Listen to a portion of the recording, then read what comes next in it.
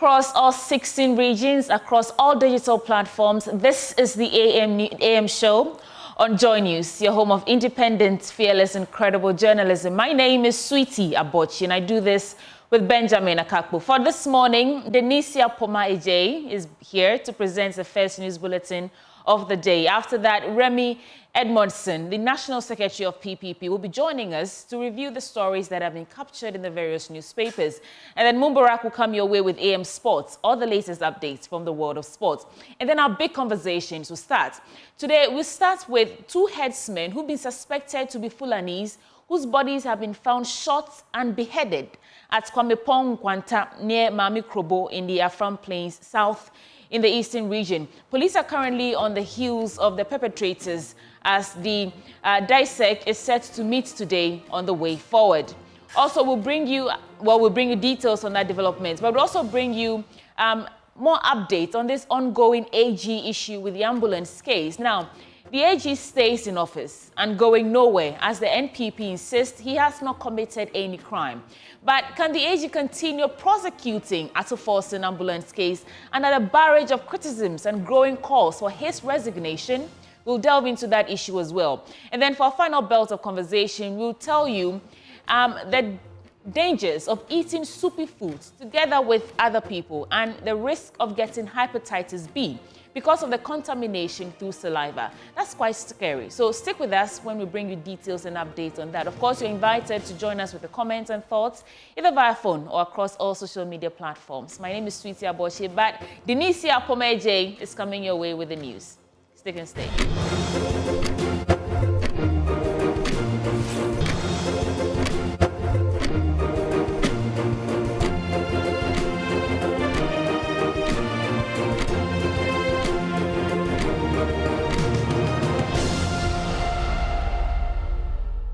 Hello, good morning. My name is Denisia Poma-Ejei, and as always, I bring you AM News. The Deputy Minister of Works and Housing and Member of Parliament for the Kwesi-Mintim constituency, Dr. Prince Hamid Ama, has witnessed firsthand the flood situation in the Kwesi-Mintim municipality.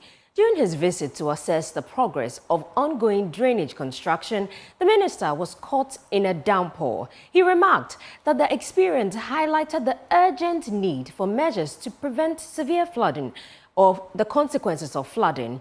Correspondent Nathalia Kwanza has more in this report.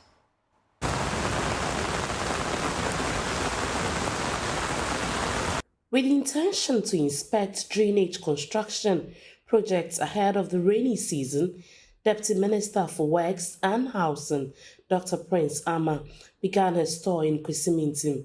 Just an hour into the inspection, torrential rains hit, providing Dr. Ama with a first-hand look at the severe flooding issues that plague the constituency. You look at what's happening here, it's obvious that the people of Kwesi-Mintim constituency are really suffering. You can see all over the place it's flooded. And basically, it is because this constituency is a low-lying area. Across the whole of Western region, Kwesi-Mintim is a low-lying area. So when it rains, the least rain, you get the whole place flooded. And as you can see, wherever we've gone, we've seen flooding all over the place. This is somebody's house. The rain is already gone into the corridors of the house. You can see the car there parked in front. The whole place is flooded. There's a drainage. Yes, there's a drainage here. Throughout the inspection, it was clear that the flooding had rendered many roads impassable and submerged vehicles. Municipal Urban Road Engineer Wilson Amagache explained that narrow culverts are a significant part of the problem. See that much of the water is coming from the right-hand side, passing through very small culverts. This is the bottleneck. Okay. Yeah, this is the major cause of this flooding. This culvert needs to be bigger so that it can be able to take all the water coming from here across. And even that, after we have crossed it, we have to take it to the discharge point, which Hydro has done a bigger drain about 300 meters from here. Okay. So when we are considering solving the problem, the crossing it and also connecting it down. Abdul Ganiu is the Western Regional Director of NADMO. Very soon, I believe with him, we are going to have a lot of construction happening within the flood-prone areas so that life and property will be protected in this community. Key areas such as Racecourse, Anache, Window, and Apollo remain severely affected by the flooding. Dr. Ama emphasized the urgent need for immediate and additional measures to prevent future flooding. Even though we haven't gotten to the thick of the raining season, this is just the beginning. But you can see the little rain that we've had, the whole place is flooded. We've gone to other places and we've seen. The work of the ministry, where I happen to be a deputy minister, involves dealing with flooding situation. And the ministry has a program on the national flooding control management. So I think this will be a very good case to make so that we can get some support. Yes, I think we will have to engage the engineers. They are the experts to be able to indicate to us to what extent will the occurrences, what we are seeing now, inform any alteration of the existing programs that we are doing. As Kwesimi team continues to battle the effects of flooding, swift and comprehensive action is required to safeguard the lives and properties of its residents. Reporting for Joy News, in Athalia Kwansa, Western Region. And from the Western region, let's move to the Greater Accra region because residents of Adabraka Sahara are asking authorities to construct gutters to address their severe sanitation issues. They claim the government has neglected their area, possibly due to its strong support for the NDC. Sweetie Abochi reports from Adabraka on today's episode of Filth Exhibition. This is Adabraka Sahara, right here in the heart of Accra. And this open gutter, you see, is right in the middle of the street where about 2 school buildings are. Now, it's the morning after about 6 hours of heavy downpour of rain. And we came to assess the situation here. Aside the filth that has engulfed this community, the issues that they raise are alarming. They speak about the neglect of the ruling party because this is not an NPP stronghold. Let's hear the story of filth from the horse's own mouth. If I'm Joe, but they have me and say, I'm going to say hi, NDC zone. My name is Joe, and my issue is that they say this is an NDC zone, so they won't construct a gutter for us. They have fixed those in the market in Odona, but left this one. Is this nice? Those they have fixed are in hidden places, yet this open one has been neglected. Government, come and construct the gutter for us. As for me, I will not beg the government because they don't beg me to vote for them. They should fix it if they want. Otherwise, they can leave it like that. Livingston is one of the residents who live here at Adabraka, and he wants to speak about the dire circumstances they find themselves every time the rains come. Let's hear his story now. When the rains come, we suffer. The place becomes dangerous. They don't drain the gutter as well as they should. AMA was here last week, and this is the result of the work they did. This is why our homes get flooded when it rains. They have politicized the whole thing, but we are all Ghanaians. Initially, they used to bring machines to drain the gutter, but now they use their hands. How would they do a good job? Malaria is a common disease here. It's so worrying. Our children are constantly falling sick. We need government to come to our aid. My heart goes out to the residents in this community, people who live here, who work here, and the students who use this road on a daily basis to get education. If indeed this is an intentional neglect of the ruling New Patriotic Party, because this is not an MPP stronghold, and if again indeed this is the best work that the AMA can do to distill this gutter, then we are faced with a dire sanitation crisis. And only God knows to what end this goes. For Joy News, I'm Sweetie Abochi. Let me now take you to the Ashanti region because the Emergency Medicine Society of Ghana is warning of first-hand repercussions of climate change on health systems and communities in Ghana. They say the rising temperatures and changing weather patterns are shifting disease patterns and intensifying the spread of infectious diseases and also exacerbating existing medical conditions. Clinton Yeboah has more in the following report. Climate change continues to wreak havoc in many parts of the world. And in many sectors of the country, now experts are recognizing it. Health officials and health experts here at the Nkwanta Teaching Hospital are not so happy. The altering of global climate is rising the heat in West Africa. Under high emissions scenario, the number of severely hot days per year is projected to increase to 140 days by 2060. Many areas in Ghana are experiencing an uptick in climate-related disasters including floods, storms and wildfires. While over 45,000 Ghanaians are impacted by floods yearly, 13% of the country's population is estimated to be affected by drought. The impact of climate change extends beyond direct health effects, permeating every facet of emergency medicine. Heat waves, once rare occurrences, have become more frequent and intense, leading to heat-related illnesses and deaths.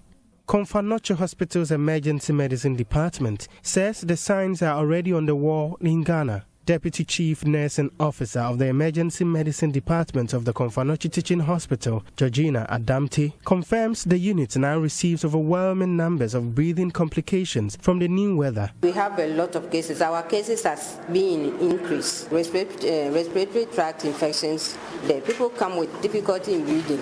It has been in increase. We have a lot of patients coming with difficulty in breathing.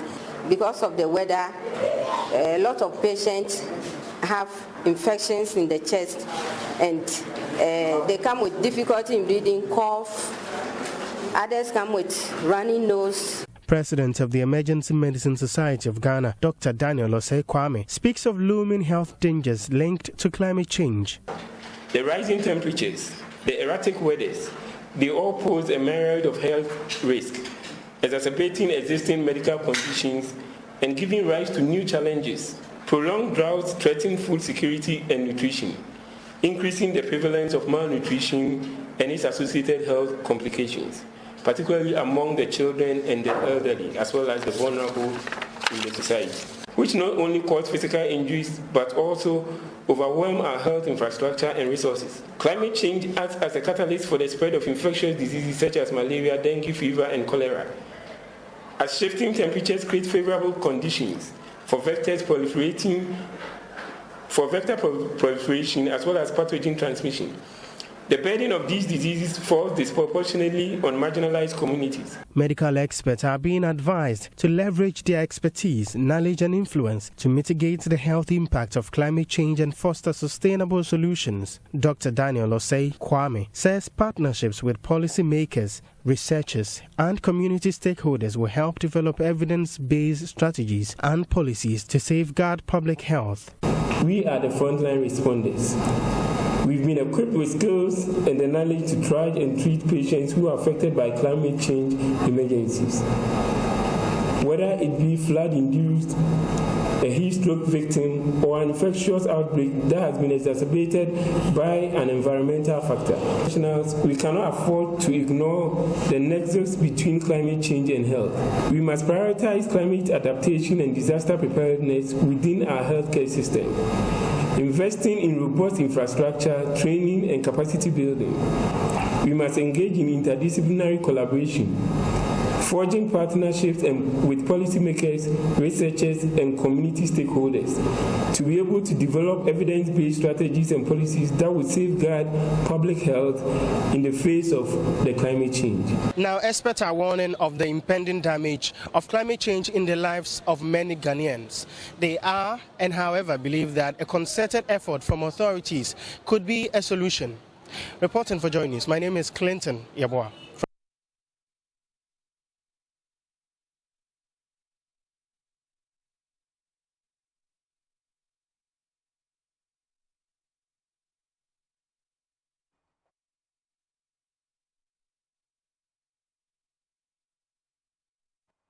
Now, menstrual health advocates are calling for menstrual pad banks to be installed, at least in every school, to support girls. The advocates say such a move will help many girls who are unable to afford sanitary pads to have access to them. They've been speaking at the celebration of the World Menstrual Hygiene Day in the Central Region. More in the following report. The World Menstrual Hygiene Day marked at the Aswansi Technical Institute in the Abrase-Bukwamankase district of the Central Region. The advocate. It was launched, I think, 2-3 weeks ago. So we hope to also replicate that in the district so that we can have enough sanitary pads, and then we can also distribute to our schools so that those girls who are, excuse me to say, needy can also have access to these sanitary pads, because it is one of the causes why students stay out of school most of the time, especially when they are menstruating. School Health Education Coordinator at the district, Mayor Gansa, explains why such support is needed. When it comes to menstrual hygiene in our schools, our girls are really struggling.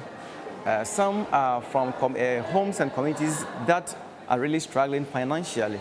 So it is our plea that the support systems that are in place for our schools, the girls be considered in the provision of menstruation products. We're talking of tampons, we're talking of sanitary pads, and possibly menstrual cups to support them in those periods. Indeed, we want to make the period friendly so that the girls will feel comfortable to stay in school and study to achieve their dreams. The Computer Hardware Technology Department at the Aswansi Technical Institute that hosted the event says the department is making giant strides to empower the girls to have a serene environment in order to stay in school. As the department, we have made it a conscious effort of helping the girls. You can see Ghana TVET service, TVET, Aswansi Technical Institute, though the first technical institute in Ghana, we have fewer girls. The male dominates the girls. And we need to make a conscious effort of helping them to always be empowered and then learn in their comfort zone. When they come to school and you don't get such initiatives, they will feel shy. Sometimes it's because of menstrual issues. That is why some of them will drop out. And that has been the reason why we gathered today to help celebrate World Menstrual Hygiene Day. Joel Ban is the head of department. In the Central Region, some schools and district education directorates have begun putting in place pad banks to support the menstruation of girls. Abdallah Osman's report read to you.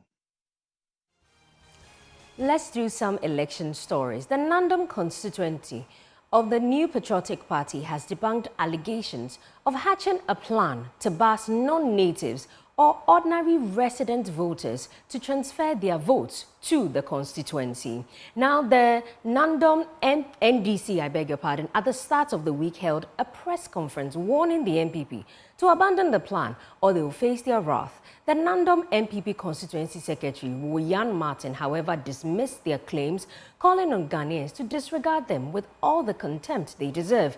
Joy News' Upper West regional correspondent, Rafiq Salam, who was also in the constituency, reports that the Nandom EC was able to register 1,027 prospective voters during the limited voter registration exercise that ended yesterday.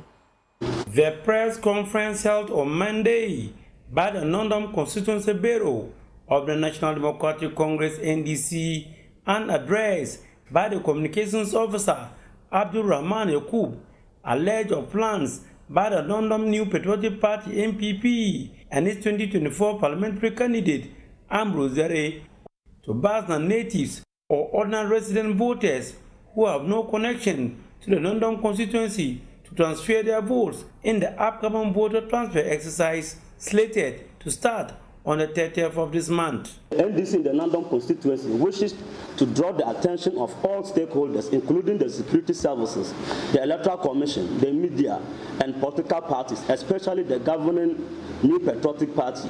We, the NDC in Nandom, have become aware of some Machiavellian antics to bus non-natives and voters who are not connected in any way to the Nandom constituency.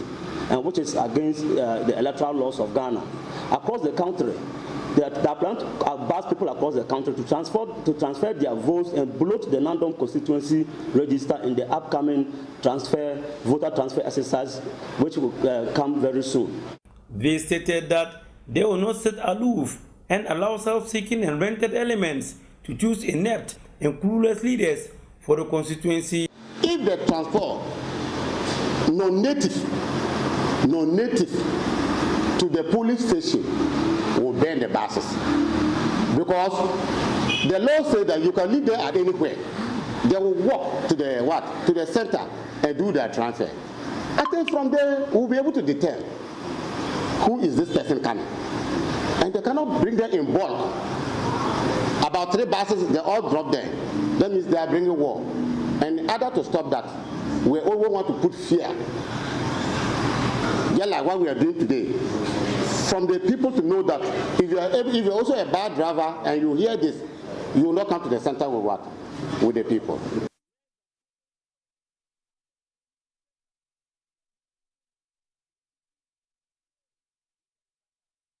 Nandam Constituency Secretary of the MPP, William Martin, described the NDC PESA as lacking merit and, for that matter, much ado about nothing.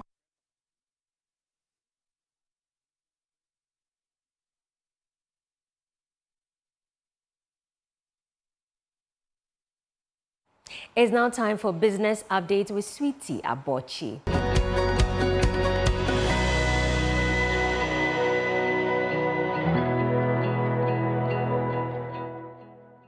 Now let's do some business news, starting with banking consultant Dr. Richmond Ituahene is impressing on the Bank of Ghana to track, trace and capture remittances as a short-term measure to stabilize the cedi. According to him, it's about time the regulator puts in place a mechanism to receive all remittances to support the cedi's stability. Now, speaking to Joy Business at the Ghana National Chamber of Commerce and Industry National Dialogue Series, Dr. Ituahene asked the central bank to take urgent steps to address the depreciating cedi.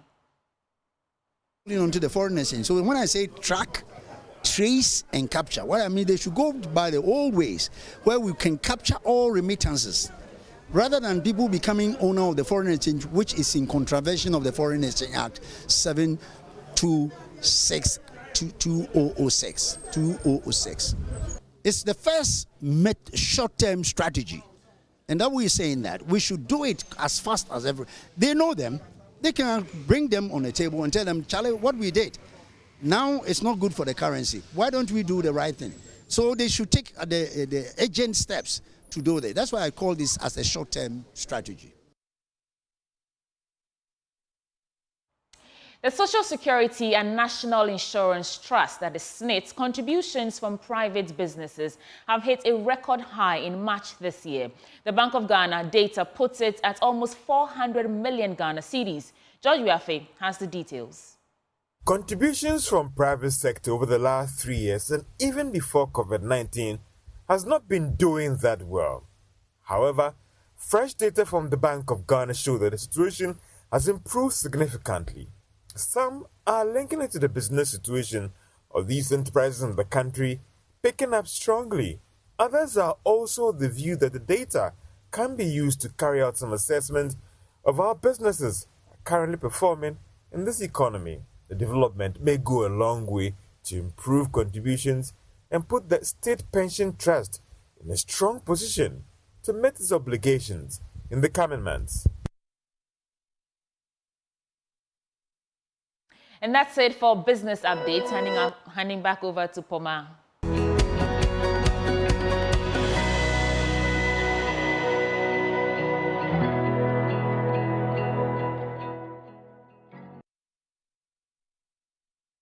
And that's it for AM News. But don't forget that we have the news review right after AM News. My name is Denise Yapomaide. Enjoy the rest of the show and have a lovely day.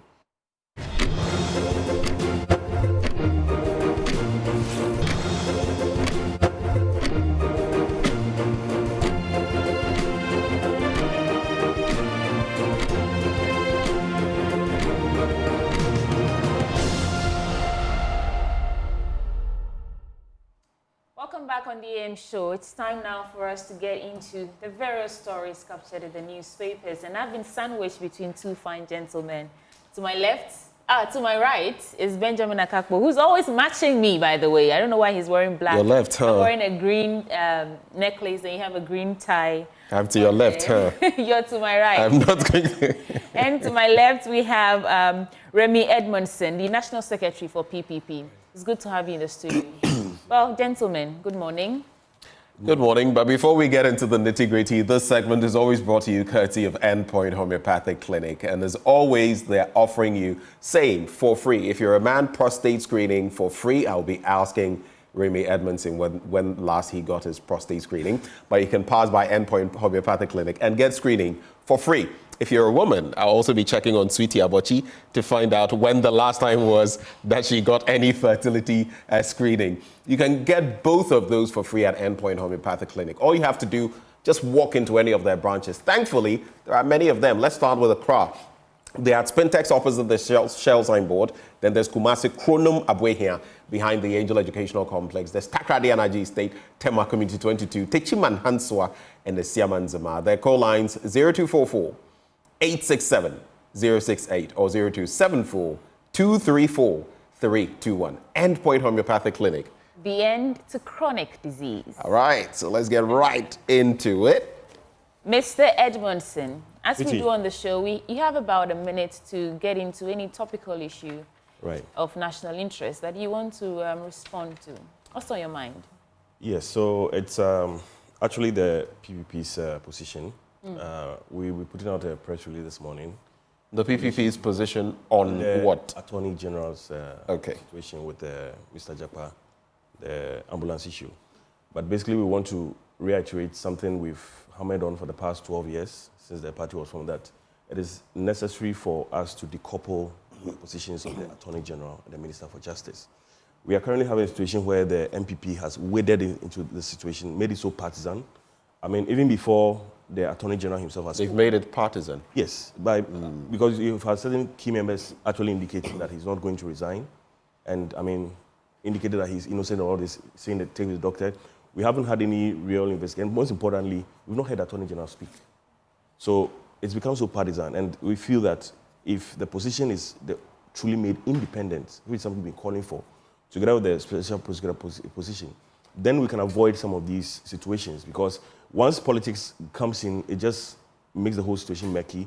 And as happens in this country, politicians come in, it becomes MPP, NDC, and the whole matter just dies off. So that's something we want to reiterate, that it's a call for Ghanaians to still come up with this issue. Let's really discuss it properly, and let's ensure that there's fairness. There needs to be confidence in the judiciary by all Ghanaians. It shouldn't be that the president appoints a particular person. It's going to make it difficult for him to fight corruption, particularly from when it involves the government of the day. So the position of the PPP is the call to decouple the office of the we are Minister of something we've been Justice, saying for the past 10 years. That's all right. Benjamin, any thoughts before we get into the papers?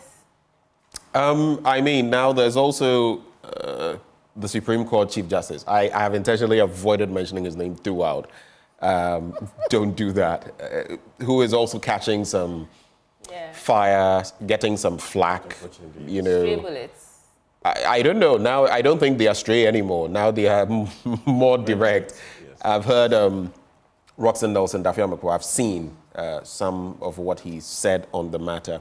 It just makes me sad, because that Supreme Court Justice as well is someone I also, you know, have a lot of respect for, and how all of this happened, and the claims that there's even a relation to the third accused, Richard Jakpa, and that he invited the person and sort of the AG was ambushed, but you also cannot take away what was said, you know. So in the tape and then in this other instance, it just makes for murky reading. And for me, I would rather, especially on the back of the polarized political space we have, a la the executive arm of government, and again, the mistrust when it comes to the judiciary and what we are. It just makes for, the optics are not good. They are simply not good. And I don't know, but I can forecast the calls for resignation will not get anywhere. That will not happen. And I don't think the president will dismiss him either. I honestly don't think so. Like you said, going by precedence, Yes. That's not something we're going to see. If we go by precedents. But Yeah. speaking of which, Yeah. I have said that in some parts of the world, it is not about being wrong. It is about being seen to be wrong. And the person will say, okay, you know what? Because of my care for this office, I'm going to step aside. I'm going to establish my innocence, but I'm going to step aside anyway so that whatever can happen, and then not Ghana. So you spoke about you. Let's leave it Also there. for the person's reputation as well. I mean, those are Yeah. situations. But anyway. Well, let's get into the newspapers. I have very little to say about this case. I just really I'm genuinely curious to see how it all plays out, because of over-politicization of the matter, the people involved. Let's just see how it plays out. Yeah. So, starting with the Daily Guide newspaper, on the front page, live telecasts for anti-gay bill cases. The Chief Justice, Gertrude Okono's picture is there. 3 caged over alleged sextortion. Baumia message good, that is according to the TUC. And we see Dr. Anthony Yauba presenting the TUC manifesto to Dr. Mahmoud Baumia. KGL bosses overall best CEO. NEIP, Initiative Transform Entrepreneurship, that is according to Nana Akufo-Addo, the President of the Republic. Let's start with page 3 of the Daily Guide newspaper. Baumia message good. I'll touch on all of these quickly and then we can get our reaction. So the Secretary General of the TUC, Dr. Anthony Yauba, has praised the It Is Possible campaign message of the New Patriotic Party. That is the Vice President, Dr. Mahmoud Baumia. The TUC Secretary stated in a meeting with Dr. Baumia that the message, It Is Possible, is an important and good statement for the nation. Now, according to him, the message speaks to the hopes and aspirations of many Ghanaians and seeking to positively develop and change the country. So they are buying into Dr. Baumia's It Is Possible, the bold solutions for the future, and then they presented him with a TUC manifesto to look at it in preparing their overall manifesto. Live telecast for anti-gay bill cases.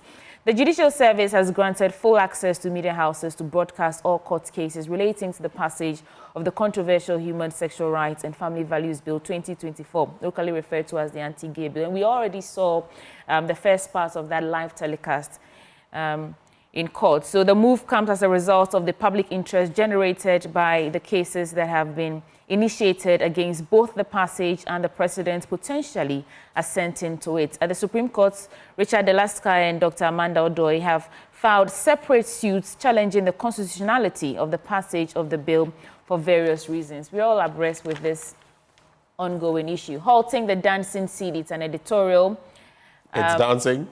I went somewhere yesterday and trust me, the dance is not a good dance. Yeah.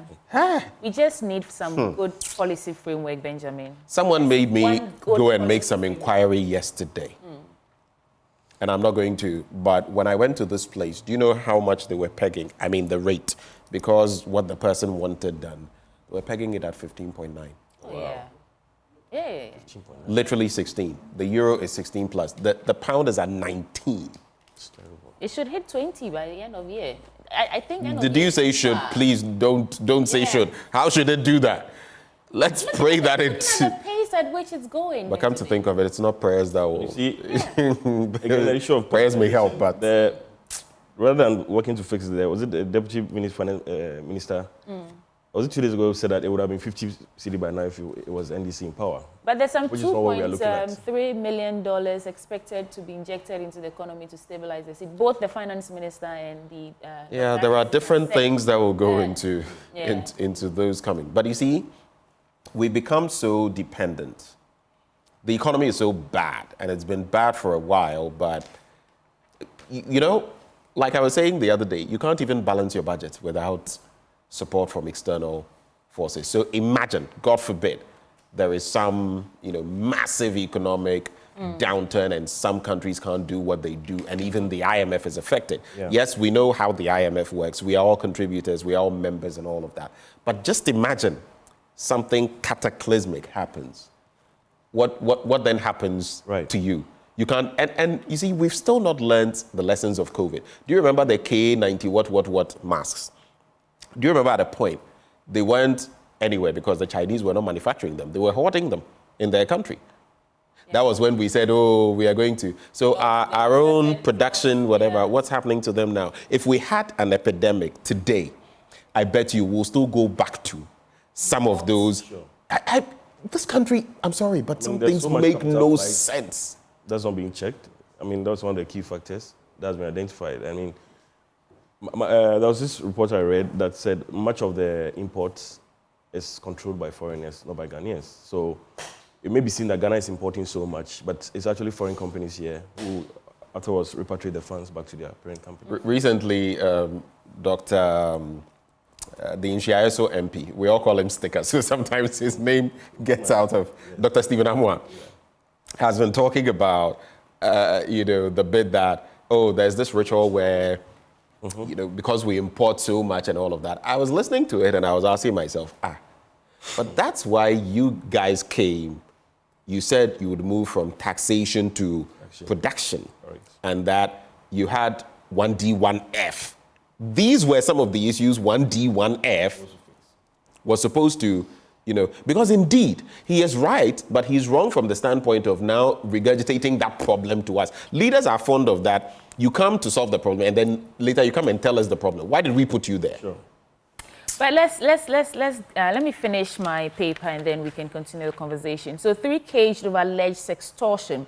2 male students from Nkwanta University of Science and Technology and another individual have been remanded in custody by Circuit Court in Takoradi for allegedly blackmailing a 20-year-old man.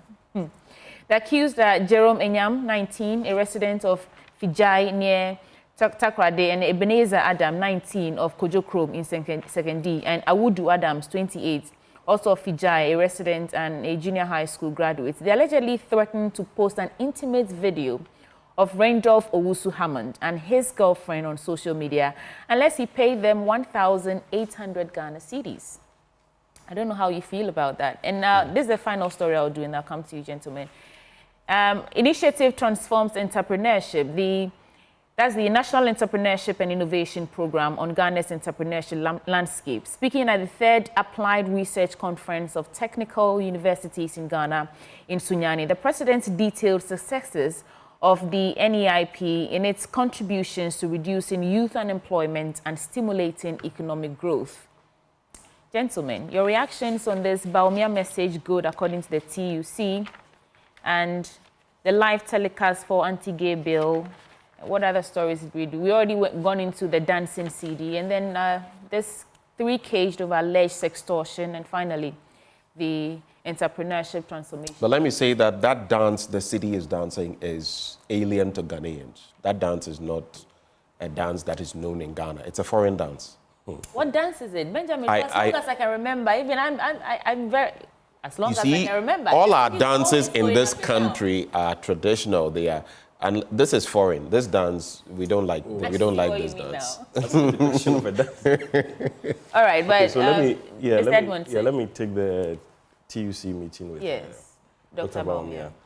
So yes, I can understand why they would say yes. The messages, everything he's been saying, sounds so good on paper, but what beats me so much is I thought he being a sitting vice president, he being in government, would have used the opportunity in the last few months. There have been so many promises he's been making, but the catch is that I can only do them only when I come into power. And I thought he being in government and having some authority this would have been a perfect time to demonstrate to Ghanaians that I don't need to wait till I have won power, but I can do some of these things right now. I can start now.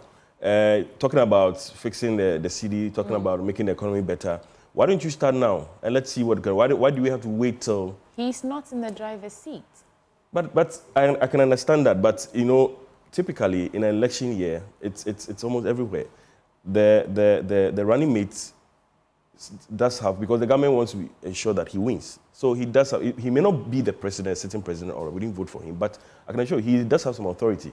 So I find it funny that he keeps saying he can't do anything now at all until he's given power, which I really find difficult to swallow. That's my problem.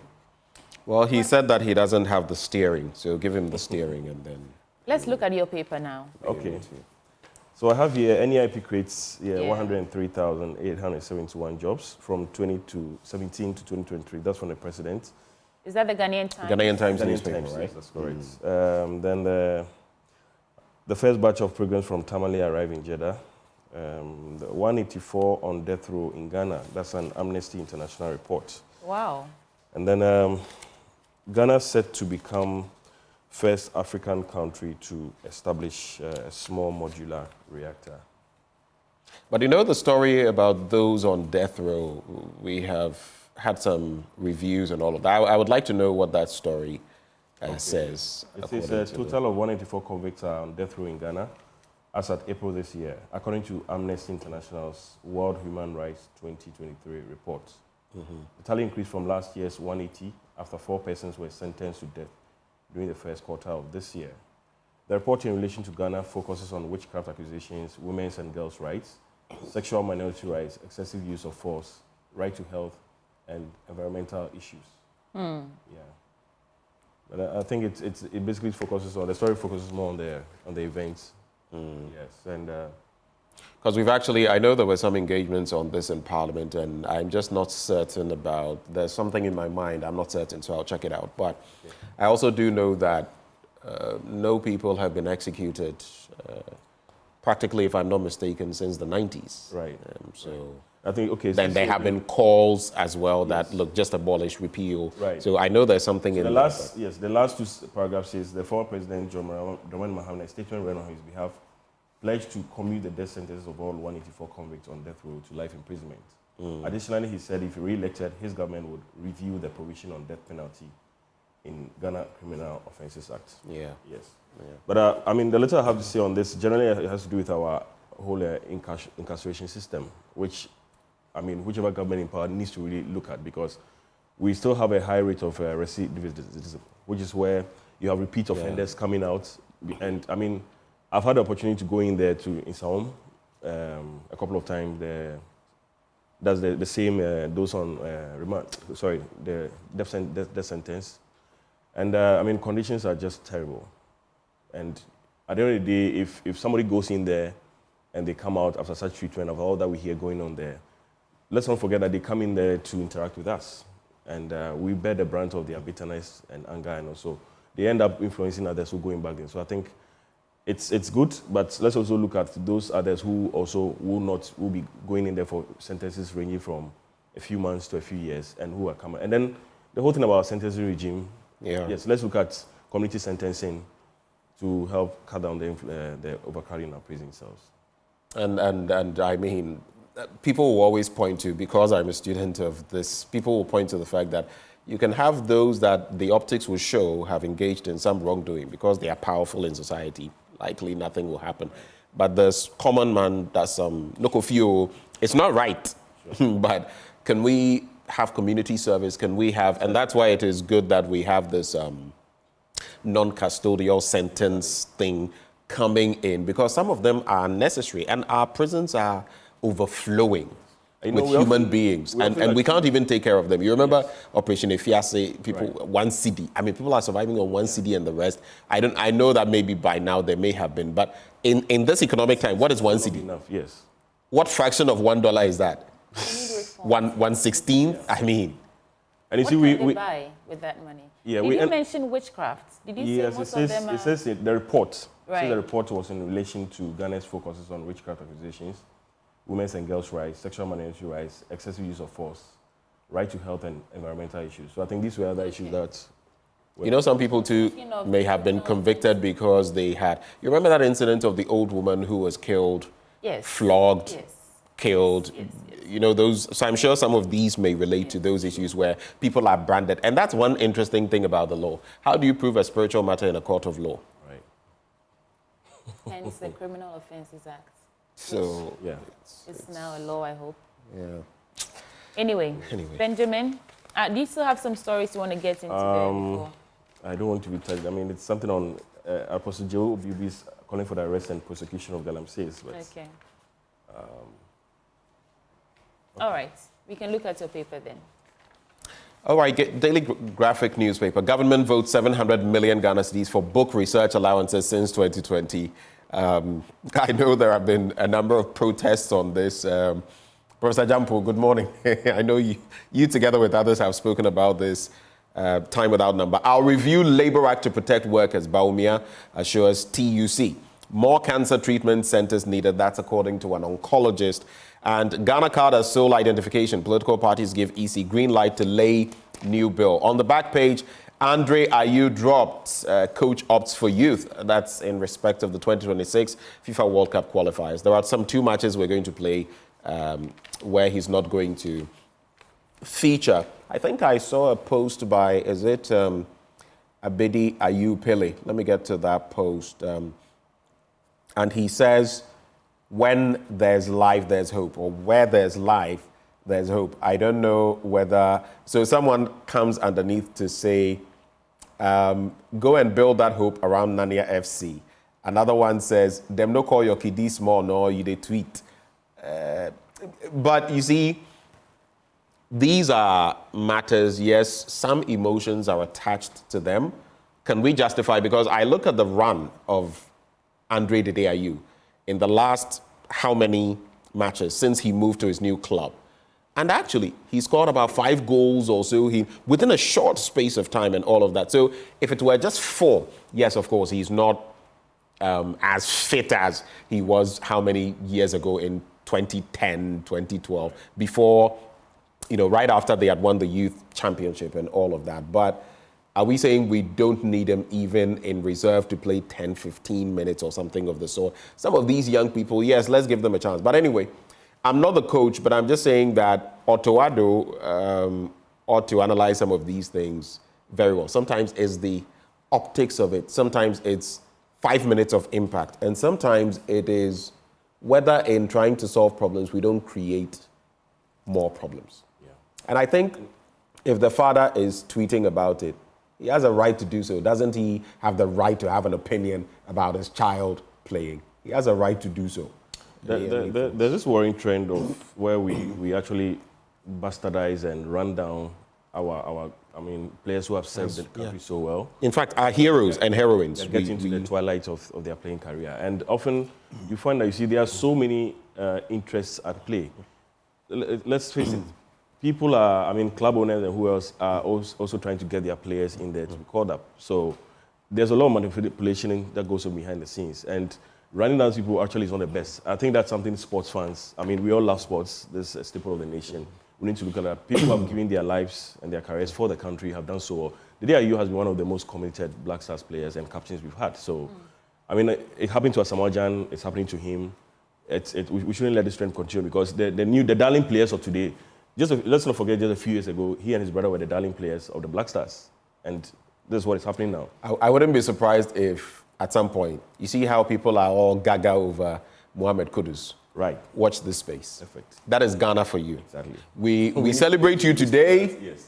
Oh, Hosanna in the highest. Let the new king next day, crucify him. Crucify him. Sometimes it's just a lack of systems, and these players come back to the country and they cannot perform as well, but they go to these foreign clubs and they're killing themselves because they're motivated enough, because the systems they work, because they're given a great environment to train and thrive, and so they come back here and on a more serious note, because we have not created the platform for them to excel, but we are bashing them.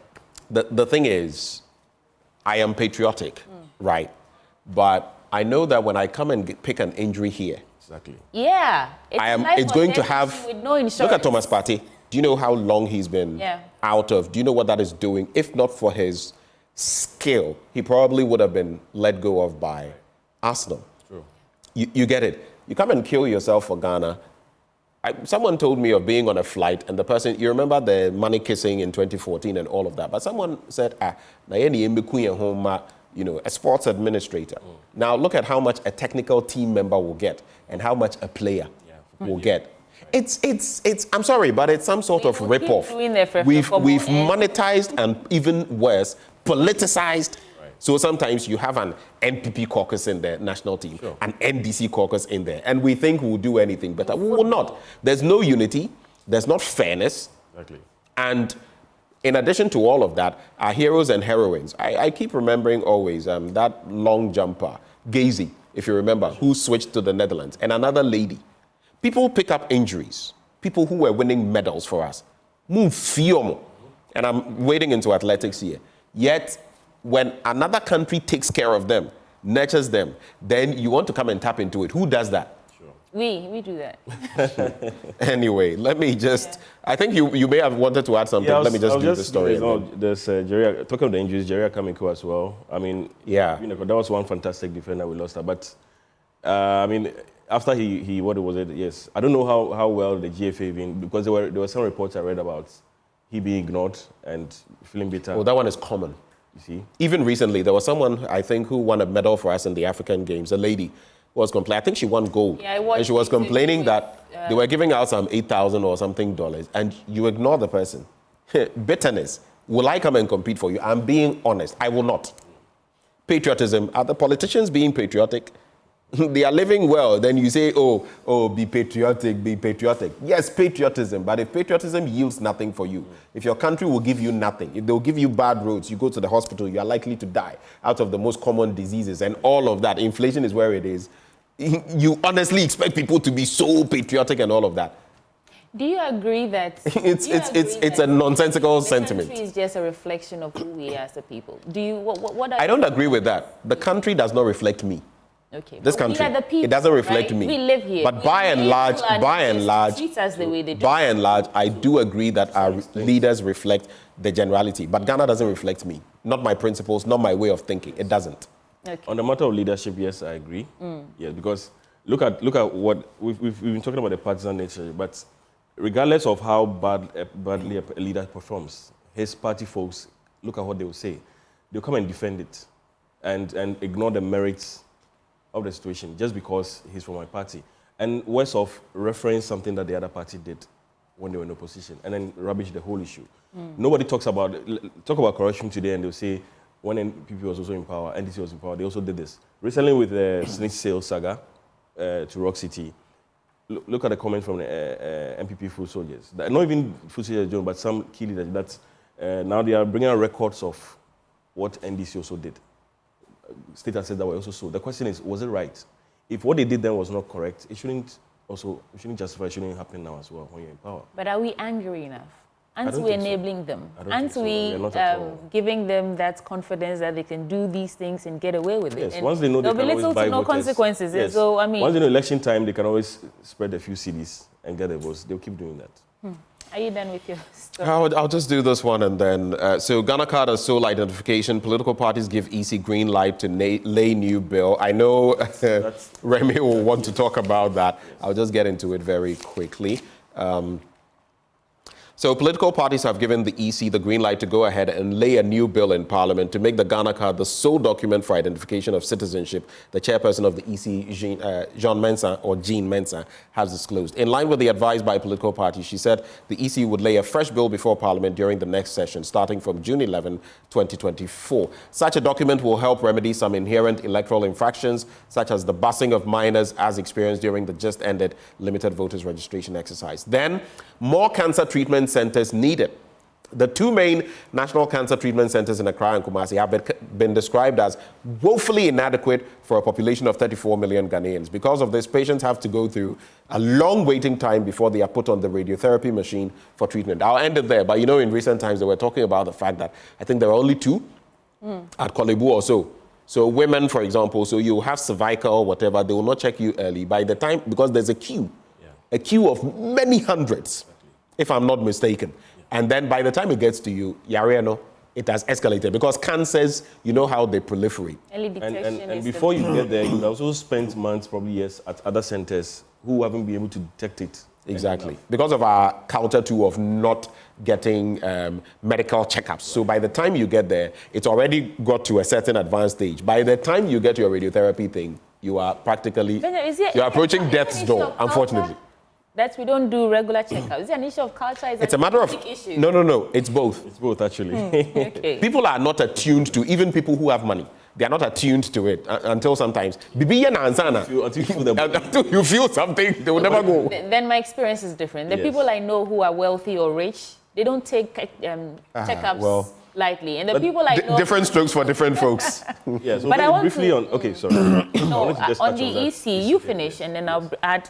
Yes, I mean, yes, we had the IPAC meeting yesterday, and this matter came up. But you know, I need to put this out that sometimes the EC has a way of coloring decisions or outcomes of IPAC meetings. I mean, what they put out is somewhat often it's not what true reflection of what So happened. you're saying this is not a true reflection of... It's not. In fact, this morning, I saw this when I was coming, and I sent it to a few of the other general secretaries who were present yesterday, and look at what they put out. So you're saying sometimes you go to the IPAC meetings and discuss something, but they put out different EC puts out something different. Fact. And you go, you tell them later, but it's a fact. You can call up. I mean, you have contacts with others, you can call them up.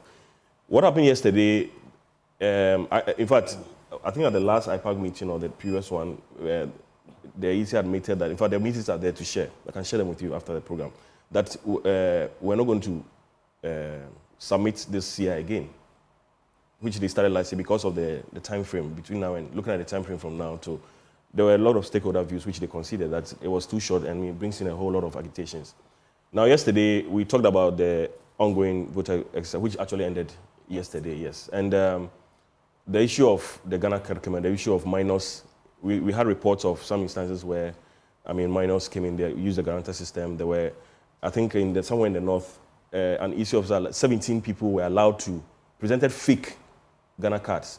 They didn't present the cards. The cards were written on a sheet of paper, and the EC official registered them. Right. Now that person was arrested. That EC official was in their own press release statement. And one of my colleagues questioned them that why would you allow? And then later, those same 17 people were allowed to register through the guarantor system. Yes. So we questioned ourselves, so why were they not arrested, or whoever brought them, and why was just only the minors were not the ones who were doing anything wrong. Yes. No, in this case, they were not even minors. They were So the issue of the Ghana, we all agreed that yes, if the Ghana card was available and could have been the sole source of identification, it cuts out a lot of these things. But then the other thing was that clearly we all know that the NIA is the one office giving out the cards. And the fact is that people still are not getting them. So at no point in time was this decision made, because that has always been the outcome that many people, in fact, it's over there. They gave out the statistics that about 63% of the people who registered recently used the guarantor system. Yes. And that's 63%. Yes. I've not seen that yet, but that's huge. These were statistics General shared at the meeting yesterday. Right. I think about 33% used the Ghana card. Right. So that's a testament. That's quite a deficit. Yes, exactly. So even one party told that it means that they have a lot of work themselves to do to make sure that collaborate. So this whole concept of insisting on let's use the Ghana card. We're supposed to collaborate with the NIA to ensure that they can release the cards out, especially to them, and also ensure that they have some kind of system that they can integrate with to ensure that, okay, we put in this Ghana card, we know that this person has this detail, and makes their work seamless. So at no point in time was... These are matters we'll have to interrogate. Maybe today we'll see whether we can get someone from the EC. That today begins the registration process for special voting. That is journalists, media persons, security agencies, and personnel who might be assigned for various electoral functions and cannot vote at the original polling station. The EC says that across all the 200 and something districts, EC offices, you can go and register to partake in the special voting. And so that's that. If you fall in that category, you should absolutely take advantage of this. Is there any headline we've not looked at that you would like to, just before we go? No. KGL bosses overall best CEO. 3 caged over alleged sextortion. We did that story. Oh, we've done it already. Yeah, about two junior high school graduates who are demanding 1,800 CDs from a man. Otherwise, they'll leak some nude photos of... Do you remember the Presec one where some students, he faked his kidnapping? And I mean, some of the things nowadays that these young ones are doing. They want money, Benjamin. And who taught them that? Yeah, but sharp. I don't know. You don't know. I don't know. Our politicians are part of those who have taught them. You see people who have not had whatever, and then they are in. Look, some people at a certain place, members of the executive, who were, you know them, and all of a sudden they have houses put up, they have entities. I mean, when you do that, what do you think the young people will think? So now you see young people, just to wrap, someone told me recently that she spoke to another high-ranking officer, let's say a managing director, and a young person who had come in came to her and asked her, show me how I can get to your level, your role in 5 to 10 years. And she laughed. It had taken her over 20 years, about 25 years to get there. Now, people want things so quickly because some people are also feeling that, there must be avenues of doing. And it's not just that, they are seeing young ones. I mean, the elderly are just too far off. They are just seeing their contemporaries and younger ones who just entered into politics recently. And yes, all of a sudden making it. So they can relate to them. Anyway, Remy Edmondson, thank you very much for joining the conversation, the PPP. Oh, which also reminds me, have you seen that video of Papa Kwesindum making the rounds? Yes. We have to go, but I couldn't help it. I just remembered. Yes, it's, I had to, between my take, it was either between that or the statement from the government that they had paid some 49 billion to contractors, Right. which the Association of Contractors has come out to the bank. Yeah. The government actually owes them close to 16 billion cedis, and they are asking them to tell us who exactly have you paid. I mean, it connects to this Dr. Papakosun, the GM Bank, Bring Back GM Bank tour. I mean, his contention is that much of the money is with the government. The government has refused to pay contractors, some as far back as 2016. And if you pay me, I can be liquid, you see. Talking about 7+ billion Ghana cedis. Anyway. That's really a lot of money. That's actually, the fact that, you see, the receiver is leaving all these assets out there to rot. Cars are being stolen. I even saw one of the cars, it appears the engine and all that have been taken Those have been taken away all over, and that's really not a good picture. Well, thank you very much, Remy Edmondson of the PPP, for joining the conversation. I nearly switched your party.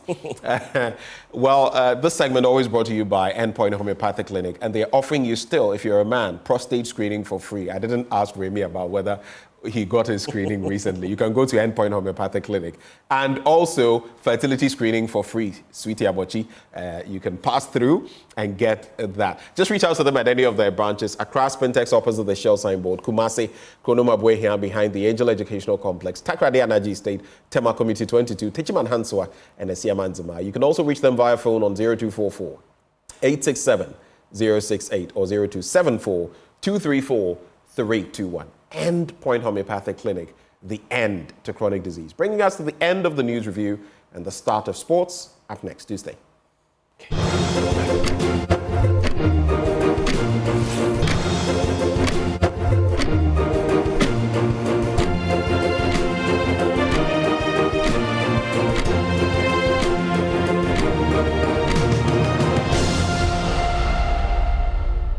Good morning, let's do sports now on the AM show. My name is Haruna Mubarak. Now later today, the Black Stars players will convene at the University of Ghana Stadium to begin preparations for the upcoming 2026 FIFA World Cup qualifiers against Mali and the Central African Republic. Coach Otuado announced a 26-player squad for these crucial matches, with the most shocking development being the exclusion of Captain Andre Ayew. My colleague Daniel Cranton was at the FA headquarters for the announcement and has put together this comprehensive report.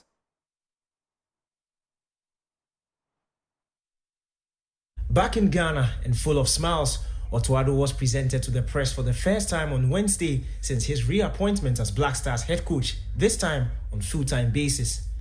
A huge part of the day's agenda was the announcement of the Black Stars squad for the World Cup qualifiers against Mali and the Central African Republic, and that produced a huge talking point: the omission of team captain Andre Ayew. Ado explained the decision and confirmed he had a conversation with Ayew before it was finalized. So I had a long talk with Andre, personal. I visited him and gave him the reasons why he's not in the squad at the moment. And I usually held it like this, that I don't talk too much about the players who are not in the squad, more about those who are in the squad. So he's not part of the squad at the moment. And Andre is, I mean, as everyone knows, is a legend. He's a living legend of Ghana. What he has reached, it's unbelievable what he did for the country. It was a difficult decision, to be honest, because I like him. I like him as a person, also as a player. But this is the decision we took, and I like I said, it's not like we totally agreed, but I give him the explanation, and so I don't want to take it to another extent. Also missing from the squad is Baba Rahman, who is still on a self-imposed leave from the national team following abuse he received in Ghana's final AFCON qualifier against the Central African Republic last year. The Ghana boss used that as an opportunity to caution fans against personal attacks on players. I don't know exactly what he experienced with the national team, but maybe I want to take this opportunity also to indicate that every one of us has a high responsibility. I don't know what happened after that game, but surely it affected him and his family, and I think we as human beings can do better. And they sacrificed a lot to be with the team, to help Ghana to succeed. And when the answer is, when they don't perform, that we have to bully him and insult him, and I don't know, it doesn't, for me, it's not good. It's not good enough, and this is not my responsibility. It's all of our responsibility, especially the media. And for me, anybody who talks, and it's not like who's personal on somebody, you will never look good. In my eyes, you will never look good. Ghana find themselves fourth in Group I of qualifying, 3 points behind leaders Comoros. With only the group winners set to qualify for the 2026 FIFA World Cup, Otuado is aware of the importance of the game away in Mali, but admits it will be a tough task. So surely we want to qualify for the World Cup. To ask me if I'm assessed if I qualify or not, I think I'm not the right person to answer that question, but surely the aim is to qualify. At the moment we are in the fourth position, only the first one will go through. It will be difficult, especially the next away game in Mali. They have a very, very strong squad, but the aim is to qualify. Beyond the two qualifiers, Otuado has been handed a 2.5-year contract. He admits he can't promise victories in all games, but hopes he can instill a positive attacking style which will reap the necessary results. I think, for me, Ghana football stands for good football. And this is, maybe I want to use the opportunity. It's difficult to promise victories, because in football you can be better than your opponent, and at the end they will score and they will win, or one slight mistake will happen. But I think I will take the opportunity to be brave enough to promise you that we will play good football. Again, it's about having the right team culture, and this is the number one thing. What we're trying to build, the culture, long-term culture, surely habits in the team, habits about work ethic, about being disciplined, about on and off the pitch. At the end, there was a general feeling of satisfaction in terms of how open the Black Stars boss was in answering questions, a sentiment most media personnel present shared. Well, I'm impressed that the FA opened the doors for this. I mean, the last time I saw this wasn't when we were going to the World Cup. It was when Sike Akuno came. And I thought it's good that we have these interactions. It kills unnecessary speculation. It gives you an idea of what the coach thinks on various issues, and to a large extent, it helps the media to also grow. The important thing for me, though, is that he seems to have a plan for our football, and he needs to be given the time and the space to do the kind of things that we want him to do. Well, I think I love it, and it's also built, the team for the test of time, because you look at this squad, some of the young players in there, Thomas Partey with his injuries, there are times he goes off. We struggle to have players who can just fit in. For someone like Ibrahima Sulemana with his exploits in the Serie A, he's really given an indication of what he can provide going forward. So you have someone like him playing under Thomas Partey in the next 2-3 months or next 3-4 assignments of the Black Stars. It only edges him and puts him in a position where he can fit in. The likes of Francis Abu, the likes of Kudus Mohammed, and the next crop of talent. Tariq Lamptey, we've had struggles with our right back, and in Dennis Odoi's absence, you give him more games, and in very tough tests, it builds him for the future. So Black Stars head coach Otuado has just just named his squad to face Mali and then the Central African Republic in the FIFA World Cup qualifiers. The big news is that Captain Andre Ayew has been omitted, and also Baba Rahman remains out of the squad due to personal reasons. Two debutants in there is Brandon Thomas Asante of West Bromwich Albion and then Ibrahim Sulemana from Cagliari. Those are the two debutants in the squad. Otuado shared reasons as to why certain players made it, certain players did not make it. But all in all, he has made his final decision, and the results will prove whether it was right or wrong. From the GFA headquarters, my name is Daniel Kranting for Joy Sports. And that's how we end the sports segment on the AM show. My name is Harun Mubarak, and have a good morning.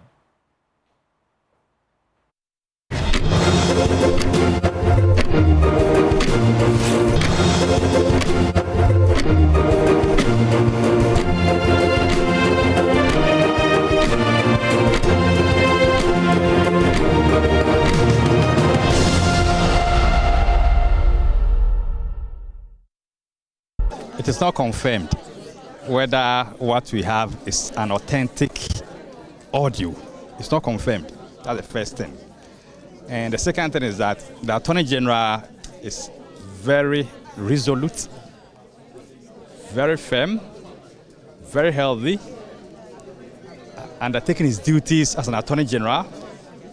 He's currently out of jurisdiction, and very soon he'll be back to continue his duties as an Attorney General of the Republic. Oh, we are in court, and cases of this nature are fought in court. We have closed our case in that matter. The first accused person has closed his case. The third accused person is in the witness stand undergoing cross-examination. So that's where our focus is. The NDC wants him to resign or recuse himself. What do you say to that? There is no basis, my brother. But do you think the activities or the audio will affect? The audios have, if there are any, have nothing to do with what we are doing in court. And the judge yesterday made it known to all of us that what we are doing in court is different from what we are doing in the public space. That's political. Our focus is to do what we are supposed to do in court for it to get to the end of this matter. You've indicated that you are yet to authenticate that audio recording, but really, did your boss ever have any conversation via telephone with the third accused? It is not in doubt. We issued a statement within the week. You've heard our spokesperson, very true, circumstance that led to that kind of conversation, and then we think nothing untoward was said, as I speak now. That may be the view of other people, but not my view. Oh, we should all stay committed to the cause of the Republic. We must make sure that we protect the public purse. It matters not who is involved. If there's anything untoward, we must make sure that we support the prosecutors to come to conclusion on matters before the court. Because we represent the Republic, we represent you, over 34 million Ghanaians. It's not our own representation, so we only need your support and nothing else. Well, so you watched the tape there, but what is the issue? The issue is that the AG stays in office and he doesn't seem to be going nowhere. The NPP is insisting that he has committed no wrong, but can the AG continue prosecuting the Ato Forson ambulance case under the barrage of criticisms and growing calls for his resignation? That's a conversation we're about to have, and we're joined by two lawyers, Inusaf Hussaini and Bobby Paintsil. Good morning, gentlemen. Welcome to the program. Good morning, and how are you? I'm great, thank you. Of course, Benjamin Akakpo is here. So we have Paintsil joining the conversation. And of course, Inusaf Hussaini as well, who is also a member of the NDC. But gentlemen, I think I'll start the conversation with Paintsil, situating it. You followed this conversation so far. I've heard you speak on it maybe once or so. With what you have come to know, the tape and the speculation and some security analysts saying, yes, it is. It sounds original. Others saying, hey, let's take a look at, actually probing deeper into the matters. The MPP has come out to say the AG has done no wrong. But let's situate the conversation from what information we have so far and what you make of that information. Paintsil. My view of this whole matter is that we have a law in this country that permits both the prosecution and the defense to go behind the scenes and reach any agreement that they could, after which they present it to the court if there is a final agreement. In between the time, all discussions are without prejudice, meaning that you can't quote me, I can't quote you. So anytime that two people go behind the scenes and they wish to speak about the matters in court, what they say is strictly private as between them. In the context of this case, it is the allegation of the accused person that while the matter was active in court, the Attorney General met them or met one of them outside the court. They had that discussion. Mr. Paintsil, have you listened to the tape in question? Have you listened to that tape? I have listened to portions. Indeed, and in fact, I have concluded that whatever is contained in the tape is irrelevant as far as the court matter is concerned, because it was highly prejudicial and it was a matter that ought not to come to the notice of either the public or even the court. Did you say it's of, Mr. Paintsil? Yes. You said it's of no consequence to the case, but the Attorney General, if you listen to the tape, he was asking someone he's prosecuting or trying to plead, say something that's not true, get an excuse duty so that the case can be adjourned. Is that not of any consequence to the case? You see, you got to hear of that matter because a party to a highly without prejudice discussion leaked the content of that without prejudice discussion to the public. I'm sorry. That's about it. Okay. What I'm saying is that if the two of us meet behind the scene within the law to reach an agreement, we can negotiate from all possible angles. And in the context of this discussion, I don't want even to be sent into the merits or demerits of what I said or what the other party said. And if your question is intended to be a judgment on what either party said, that's a different matter altogether. But within the context of what we call without prejudice, the issue is that whatever the parties trade as a way of reaching an agreement, the law is that if no agreement is reached, it remains between the parties. If an agreement is reached, it is for the ears of the court. Now, what appears to be the case now is that when the parties have met behind the scenes to trade and to have a discussion on the way the case must be conducted, it broke down. The negotiations broke down. And when the negotiations broke down, one party has leaked the discussion to the public to demonstrate how the other party traded. And then we are required to make a judgment on what that party traded with a view to reaching a settlement, with a view to making a moral decision as to how trading is done. But my point is that if we agree on the principles, which is that parties can meet behind scenes and trade, and what they do is strictly between the two of them. So, Paintsil, okay. Because therefore, if we had that meeting, I wouldn't know how many meetings they had and so forth and so on, and what each party actually traded. See, now what you're doing is that you are making the non-legal public make a judgment of the content of the party side. And if you want to respond to the legal, I think it was that negotiation. Then, Paintsil, your connection is breaking. It's a bit patchy. Just go back about 10 seconds, and if you can reposition yourself, then you continue with your point, please. Is that okay? It's better now. Please go ahead. Go back about 10 seconds. Yes, what I'm saying is that what the parties traded behind the scenes, I say exactly what they said.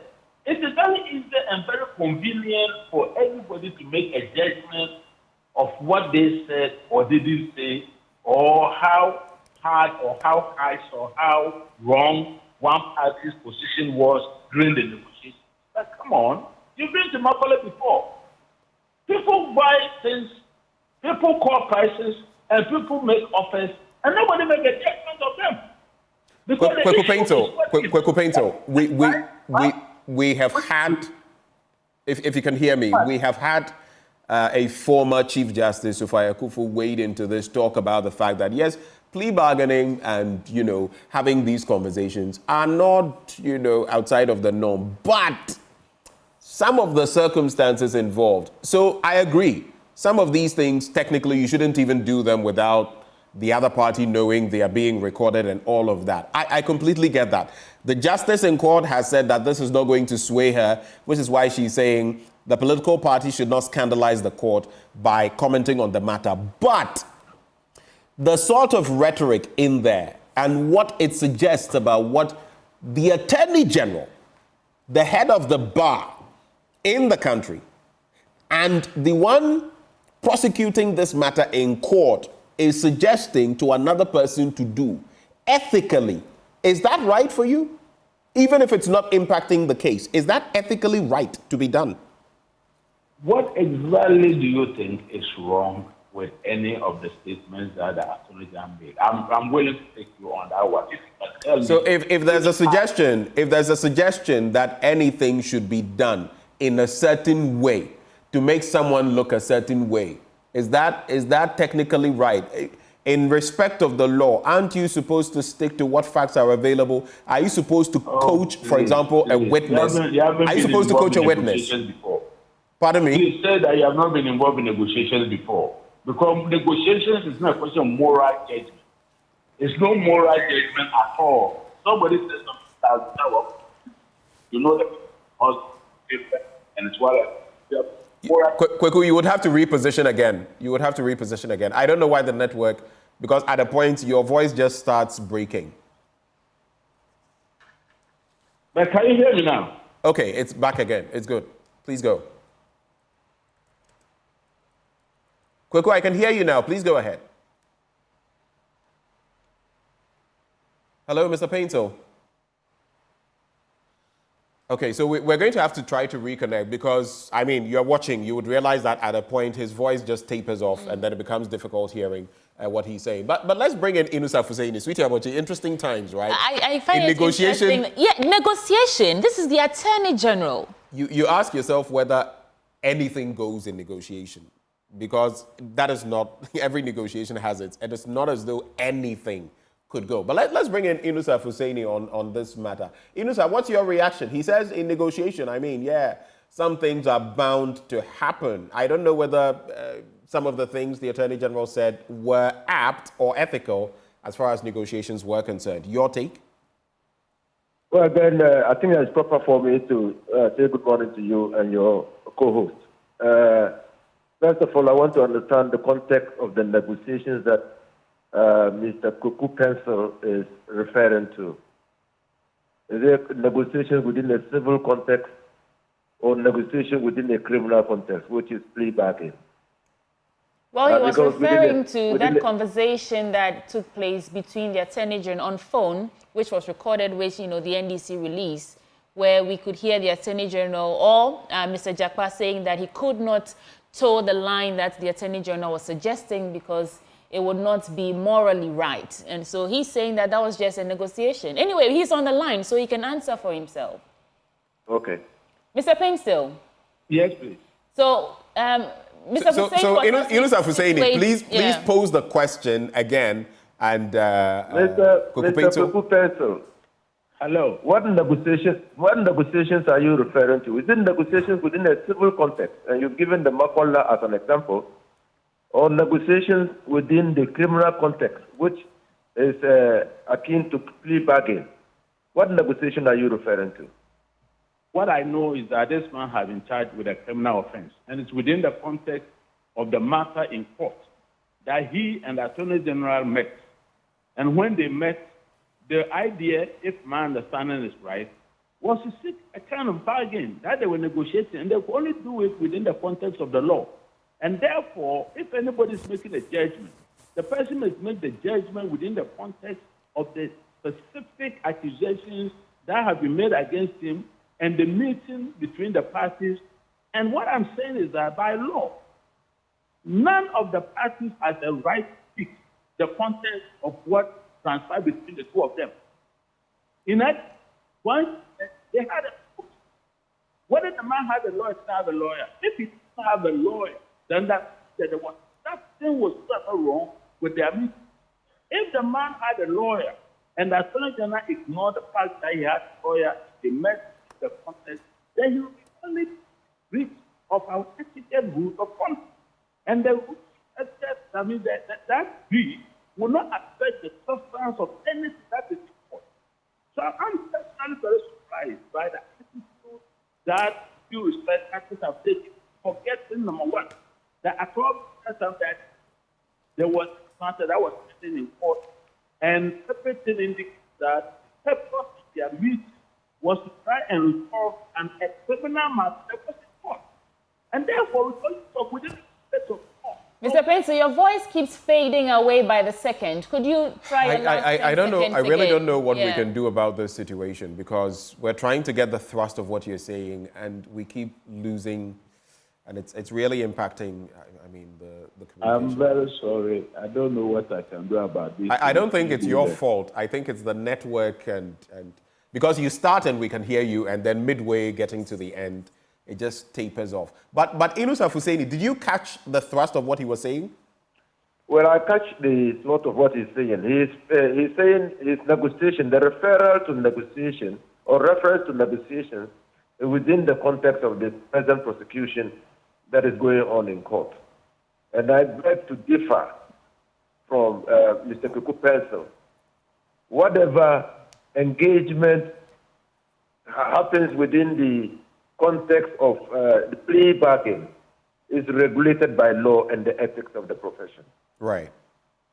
And so, first of all, just like the Chief Justice said, you can enter into a plea bargain arrangement with an accused person to turn the accused person into a witness. That is before the commencement of the prosecution. Now, so when prosecution is taking place, plea bargain is possible.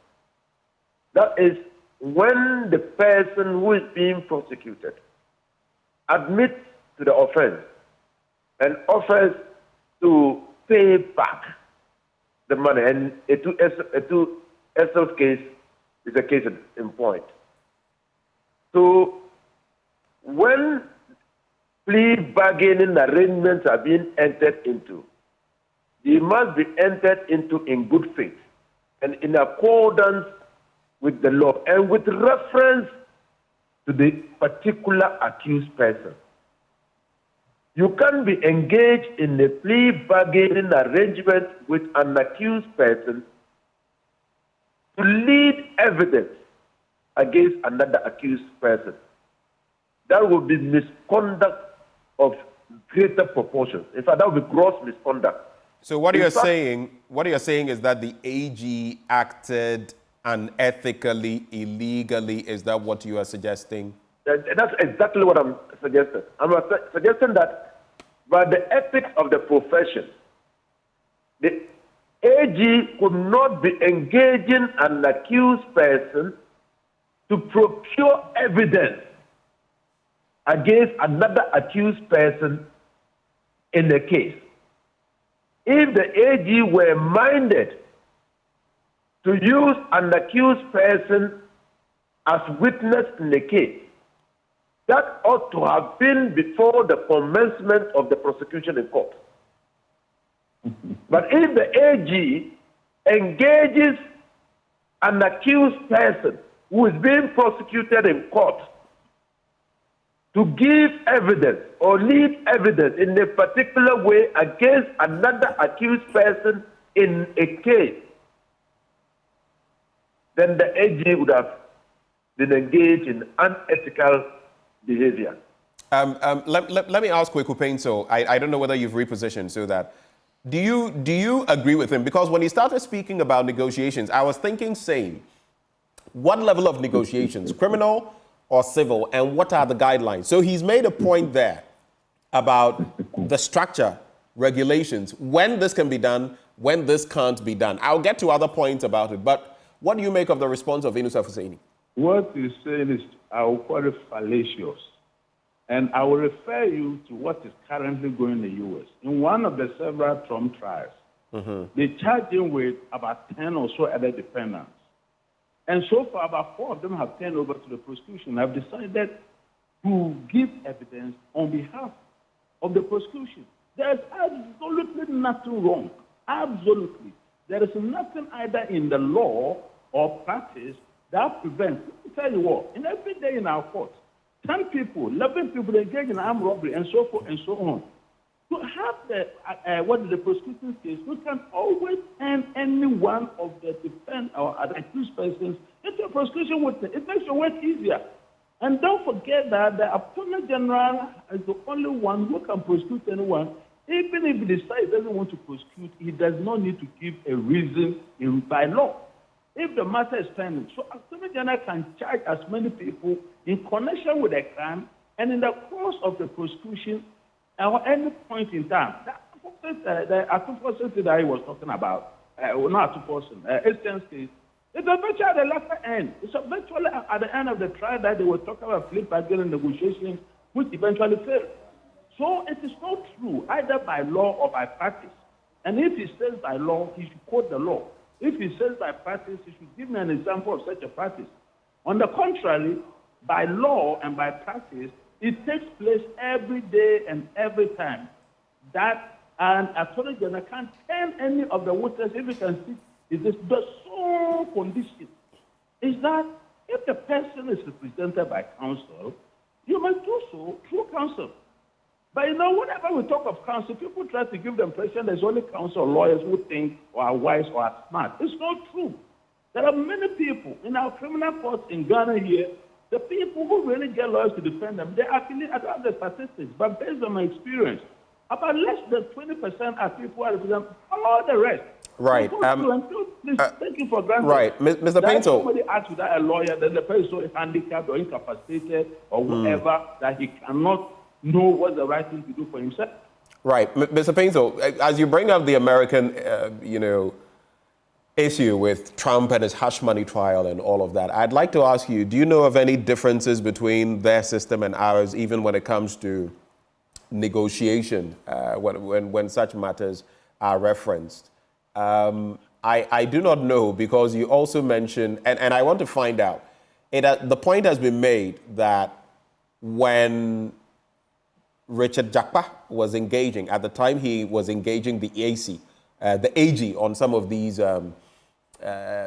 matters, Thaddeus was his counsel, contrary to what has been said, that he didn't have counsel at the time and that he had been changing counsel. He may have been changing, but the stipulation is that he had Thaddeus as his counsel. Does it make any difference, especially with the engagement at the residence of a Supreme Court justice or other engagements, that this was done on the blind side of his counsel?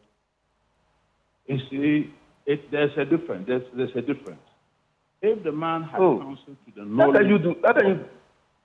Inusa, let him respond and then you'll come in.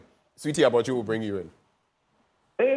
If the Attorney General engaged him at a time that the Attorney General knew that he had counsel, then I would say that by the law that established this procedure, the Attorney General ought to have done so through his counsel. And if he didn't do so, then ethically, Attorney General acted wrongfully.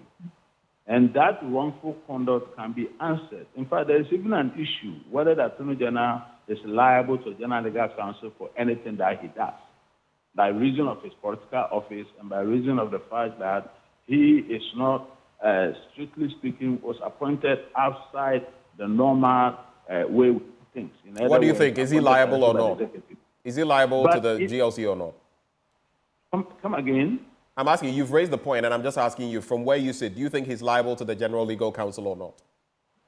The General Legal Counsel an issue, it's a debatable issue whether it's liable. I'll be honest with you and say that I've once been involved in one of these matters where I sought to lodge a complaint against, a staff of the AG's department, and the General Legal Counsel stated that they don't have that power over them.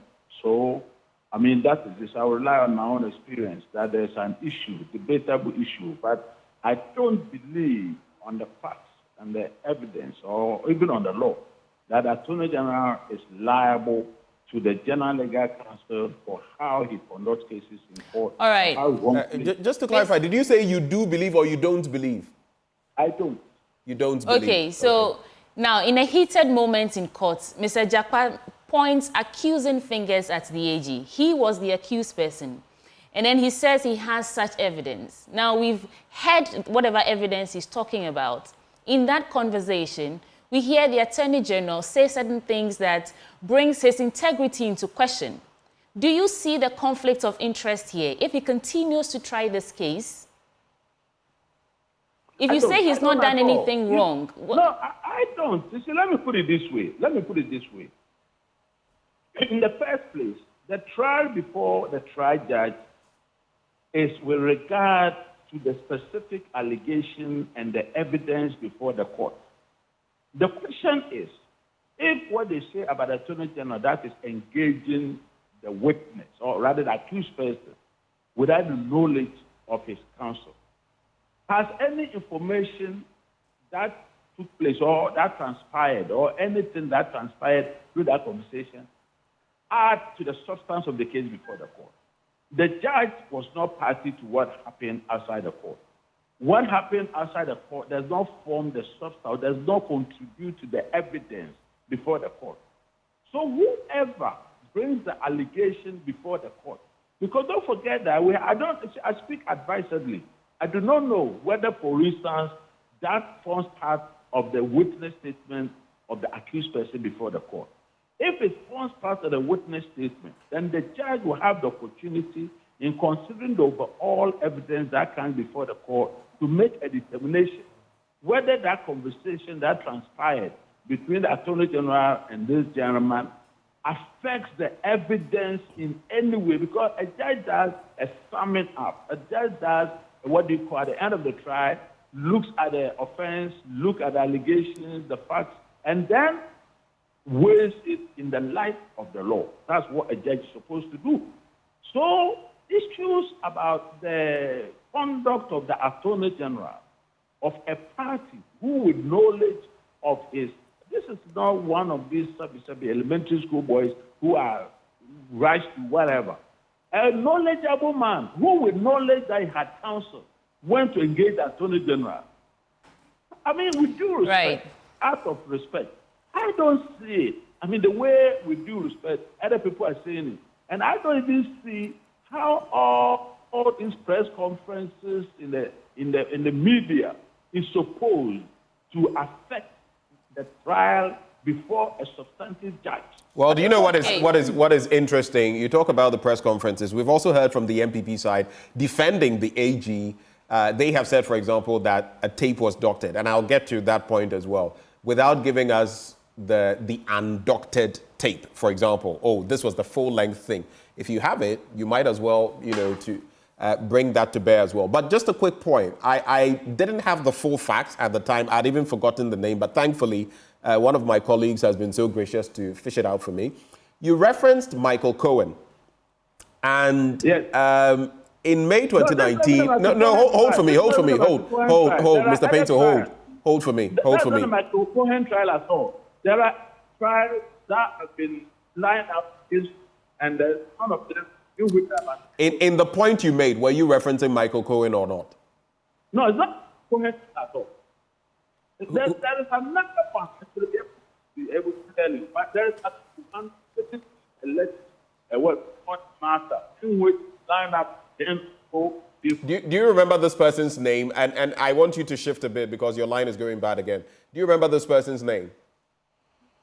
I wish I could call it offhand. But in that trial, that's how I've got the largest number of defendants together with Trump.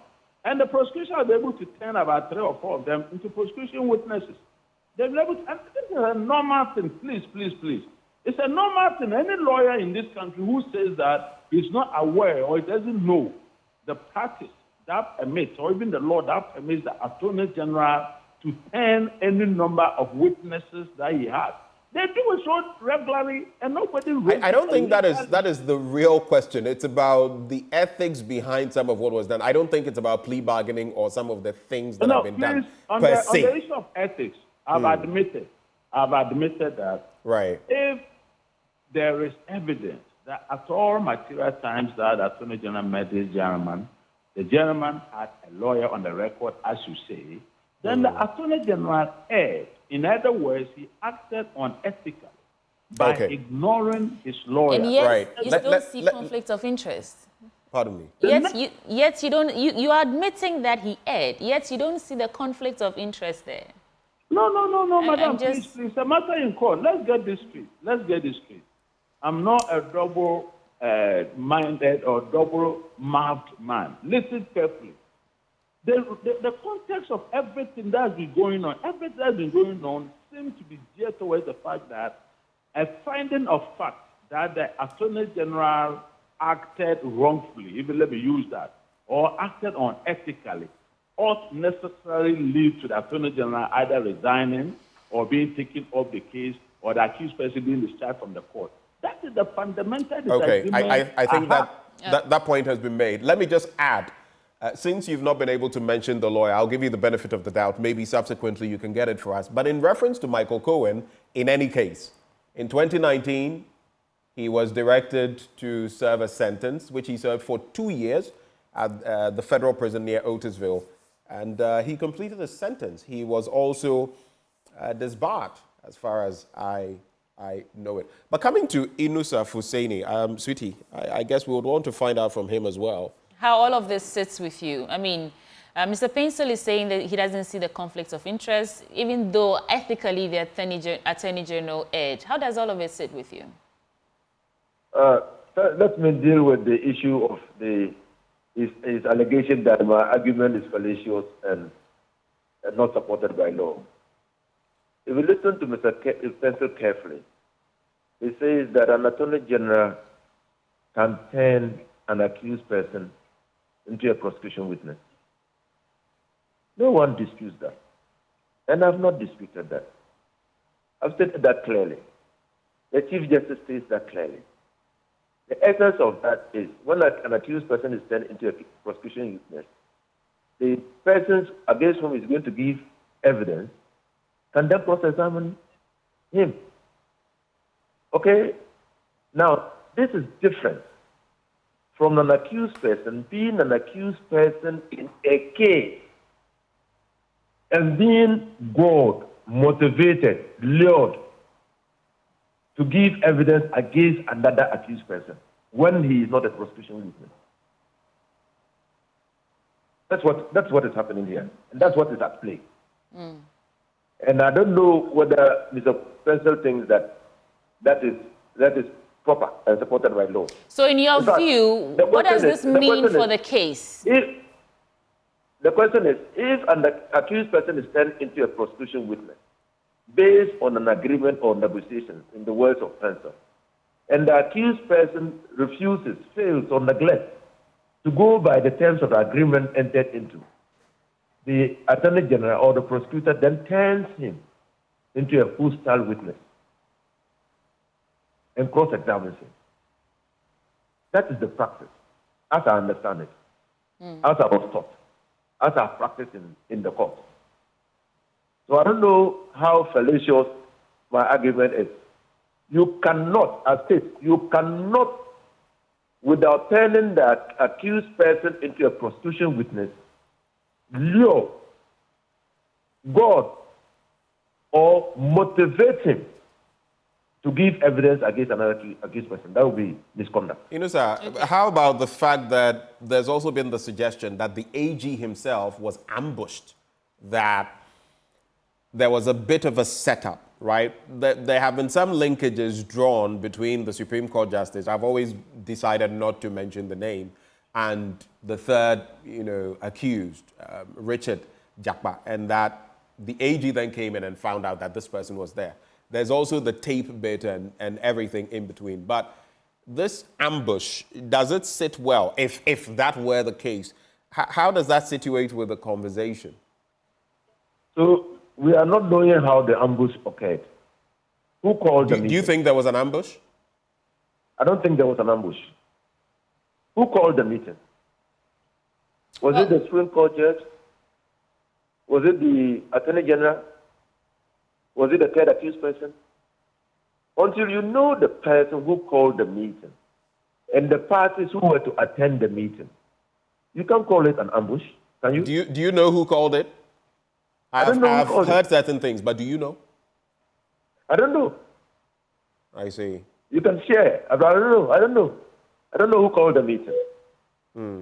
What I'm saying, and again, by the rules, if a person is represented by, an accused person is represented by counsel, by the rules, and you want to engage the accused person, the prosecutor wants to engage the accused person, he must do so in the presence of his counsel. It is not for nothing that even if a caution statement is to be taken from an accused person, it must be taken in the presence of his lawyer or a witness. Okay, I think that has been established. That has been established. Because you see, the criminal prosecution touches the fundamental rights of a person. And at all material times that you are prosecuting a person for an alleged commission of a crime, you must be acutely aware of your responsibility to uphold his fundamental rights.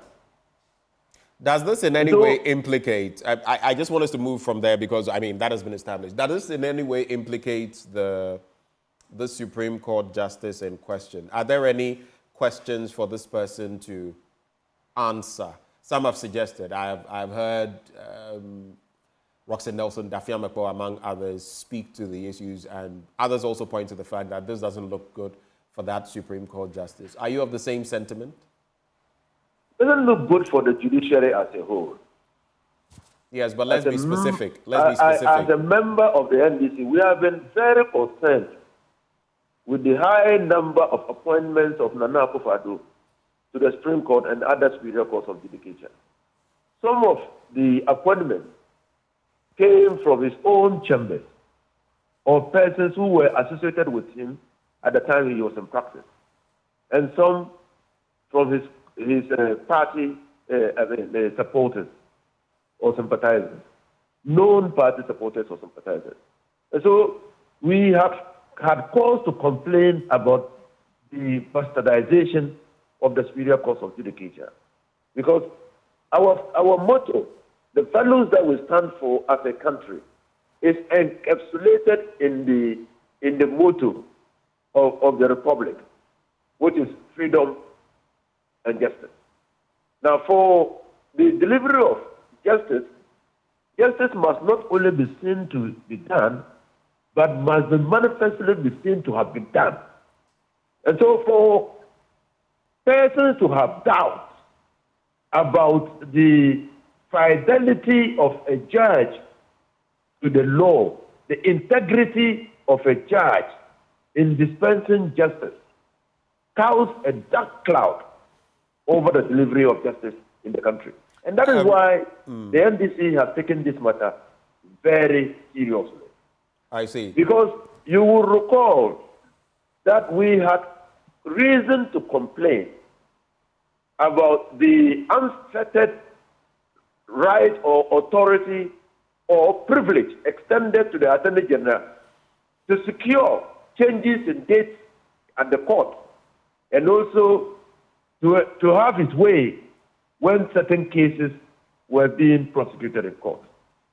And so for a justice of the Superior Court of Judicature to be mad in this controversy is quite deprecable. I mean, it's condemnable. Right. Let me just, I want to come on the tape, two quick questions. But before that, based on what Kweku Paintsil has said, that he does not think that even the AG can be held to account by the General Legal Counsel, and that from experience, he doesn't think, because there was someone from the department and the General Legal Counsel said, we have no authority, so to speak, paraphrasing, over this person. Does that then mean that a serving AG cannot be reined in on any front? What is your take? I beg to differ. The General Legal Counsel is a creature of statute, and that deals with the disciplinary issues within the profession. Any person who is an attorney at the Attorney General's Department is a lawyer by calling. And all lawyers are subject to the rules of the General Legal Counsel and the Professional and Ethics Act, Professional and Legal Ethics Act, and so which establishes the General Legal Counsel. And so for a lawyer to argue that another lawyer, by reason of status, cannot be subject to the General Legal Counsel is a matter that should call for investigation. I mean, because the Act does not excuse any lawyer from the remit of the General Legal Counsel. The Act does not say that the Attorney General or attorneys at the Attorney General's office are not subject to the jurisdiction of the General Legal Counsel. So maybe the law may not categorically state it, but so de jure, it may not be that, but de facto, maybe that is what actually happens. On the tape, just to conclude on these points, and then we can bring in Kweku Paintsil back. The tape being doctored has become a crucial issue, though we are yet to see anything else or hear anything else that will prove the contrary. What impact would a doctored tape have on this discussion? And can it be tendered in court? I'm curious. What is your take? Well, I thought that when the matter was raised in court, the Attorney General ought to have replied immediately to that matter. The fact that he failed to reply to the allegation that he had sought to procure evidence from the third accused person still beats my mind, because that was said in open court, and it's part of the records of the court. Now, the second thing is that the response of the MPP to the tape is incredibly predictable, because there was no any other reason or explanation they could give for the tape, except to say that it's doctored.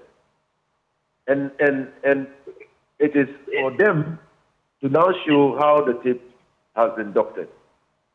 Now, the issue that I have been considering since this matter broke out is what procedure will be adopted in this particular case. If it were a civil case where there is an allegation of the commission of a crime by one of the parties, then a mini trial will be instituted to determine whether or not there was the commission of a crime.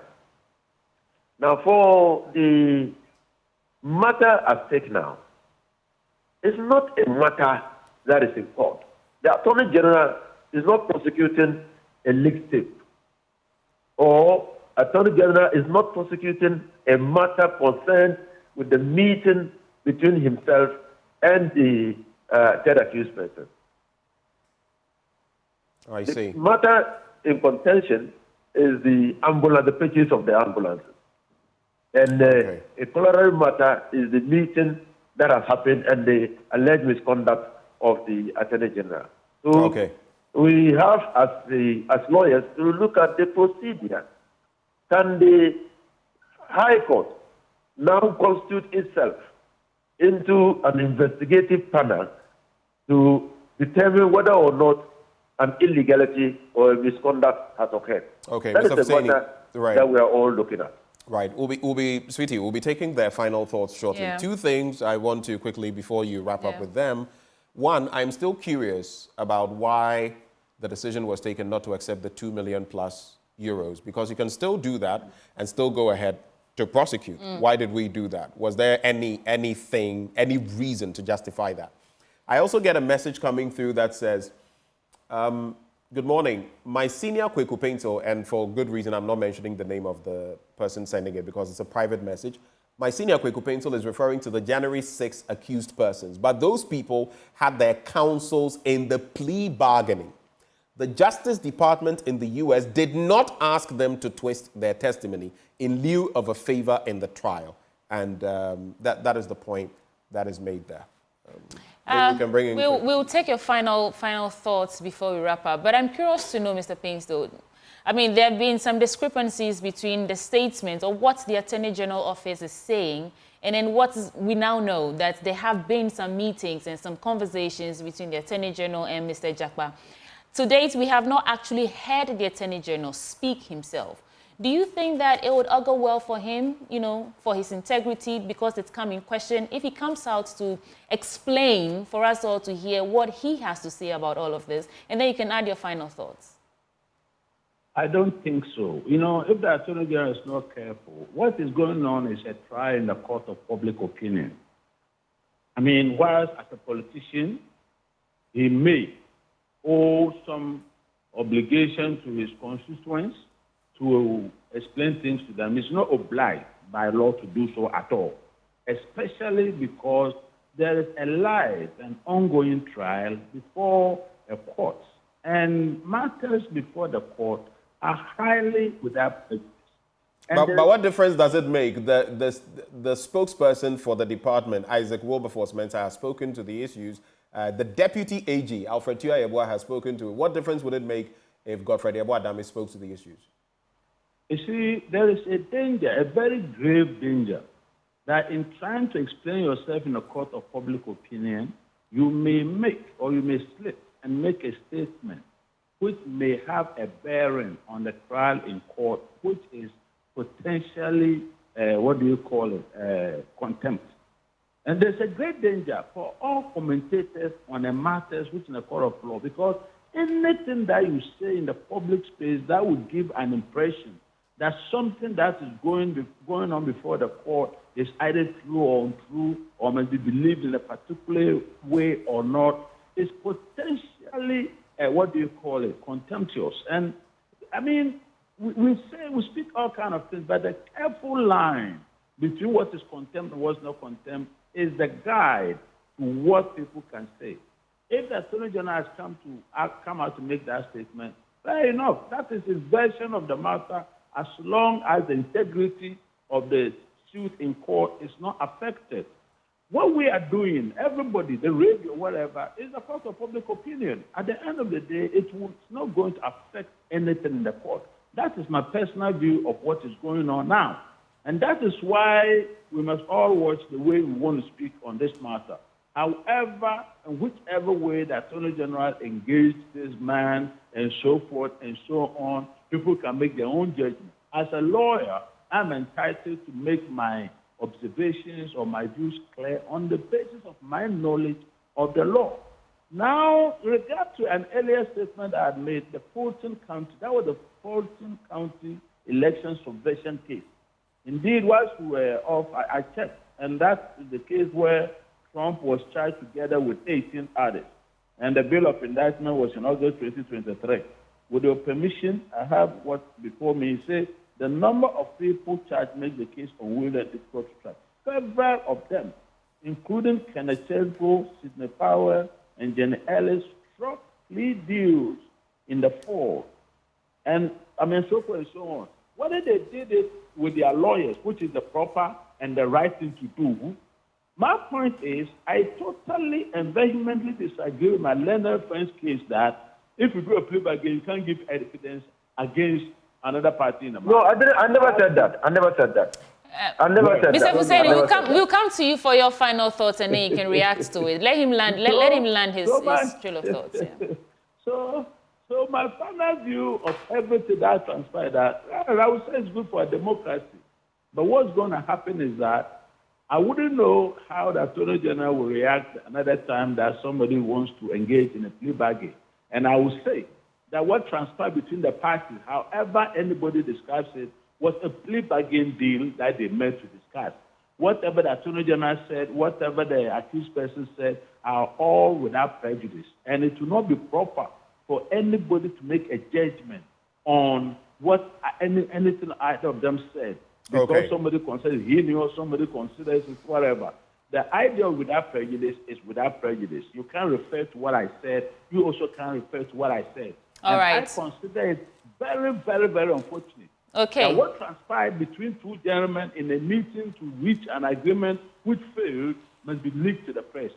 Mr. Paintsil, thank you so much for those thoughts. Your points have been made. Now, Mr. Inusa Hussaini, bring us home. There's an interesting point. First of all, I think that I must make it Inusa, just hold for us. A quick one, Mr. Paintsil. So, since you're going, do you think then that the AG should continue with the case? Should he continue with the case? Oh, absolutely. Okay, all right. You know what? That's all I wanted. The people are making. Hold it. I already said that if even the Attorney General is not liable to General Legal Counsel, he's not immune from the court. In other words, every improper allegation that can give rise to any cause of action can be brought. And the Attorney General is not thank you. All right. Thank you. I just wanted clarity on that. Thank you, that is all. Mr. Paintsil. Inusa Hussaini, you have the final word. Then we go. Hello, Mr. Hussaini. In the word. That where a plea bargain leads to an accused person being turned into a prosecution witness, that accused person, non-prosecuting witness, cannot give evidence against another accused. I've not said it anywhere. What I've said, and I will say it again, is that it's gross misconduct to try to lure an accused person who is standing trial with other accused persons to give evidence against his co-accused. That's what I've said. And in this case, if it is established that the Attorney General tried to do that, then he would have been engaged in gross misconduct. It flouts the ethics of the profession.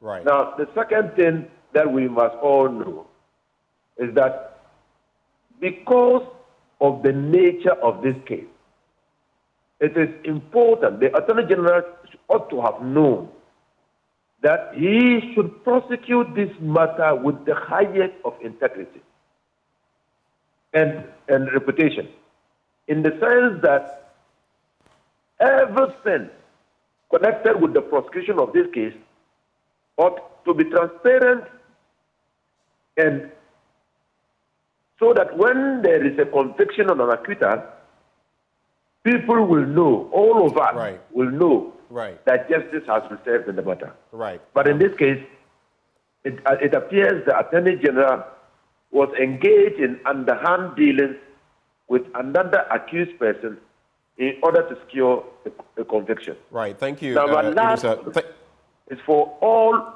prosecutors to know that they should not only be interested in securing conviction, they should be interested in upholding the justice of the matter and respecting the rights of the accused person in a criminal trial. And that particular right, which is fundamental, is a right to be presumed innocent. Right. And for the prosecution to establish the guilt of the accused person beyond reasonable doubt. Thank you, Inusa Hussaini. Both Kweku Paintsil and Inusa Hussaini are lawyers. Inusa Hussaini is also the former legislator for Tamale Central. Both of them joined us for this conversation. I think this is going to continue, and there are going to be discussions even after the Justice of the Court delivers her verdict on this matter. My final thought is more of a question. The Attorney General is the people's lawyer. Do these actions inspire the trust that we need to have in him to try cases for us? And I'm going to broaden it. Are attorney generals... Generals? People's lawyers, so to speak, extended over time? Or are they...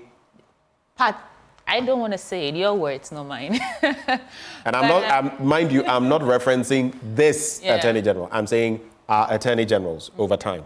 Yeah. Have they lived up to certain expectations when it comes to representing the people or do they lean more towards the political divide they belong to?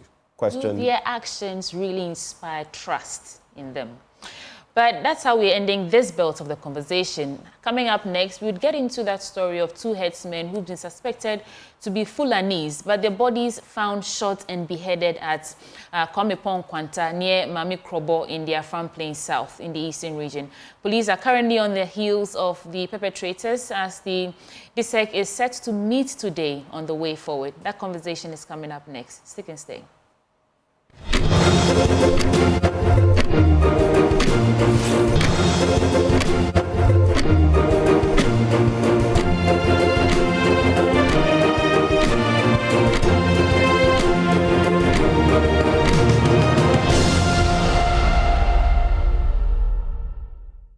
Welcome back on the AM show. We get into that issue in the eastern region where two herdsmen believed to be of Fulani extraction have been killed, not just shot dead, but beheaded. We have the DCE for the area, Evans Chaintry. He is actually a DCE for the Kwewu, Afram Plains South District.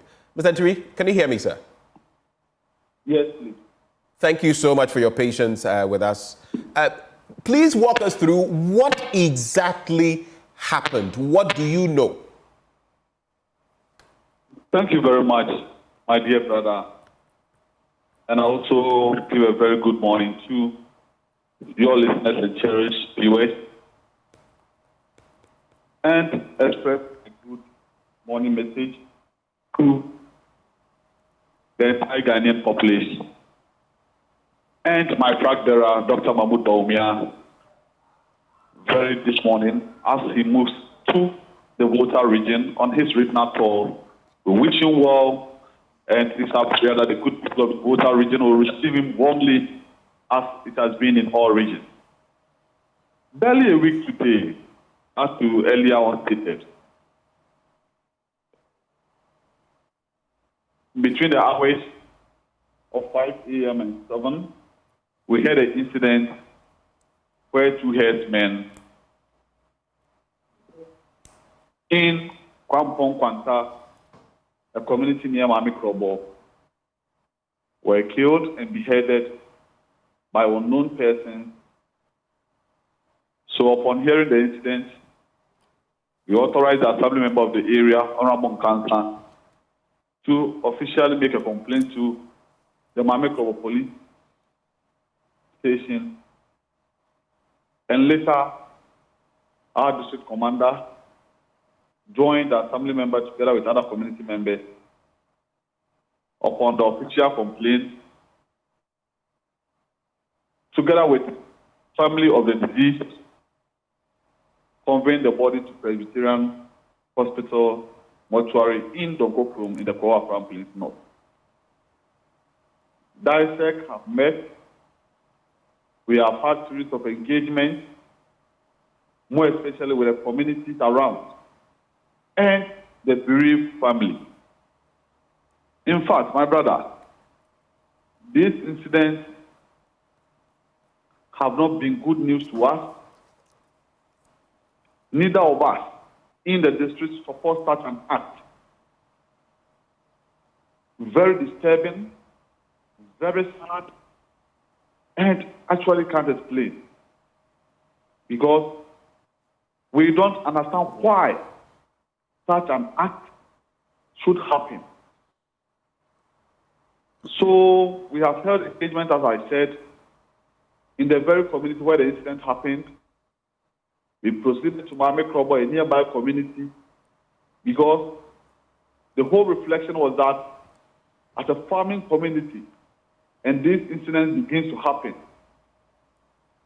each and everyone within the community now lives here to go on their usual duties to farm.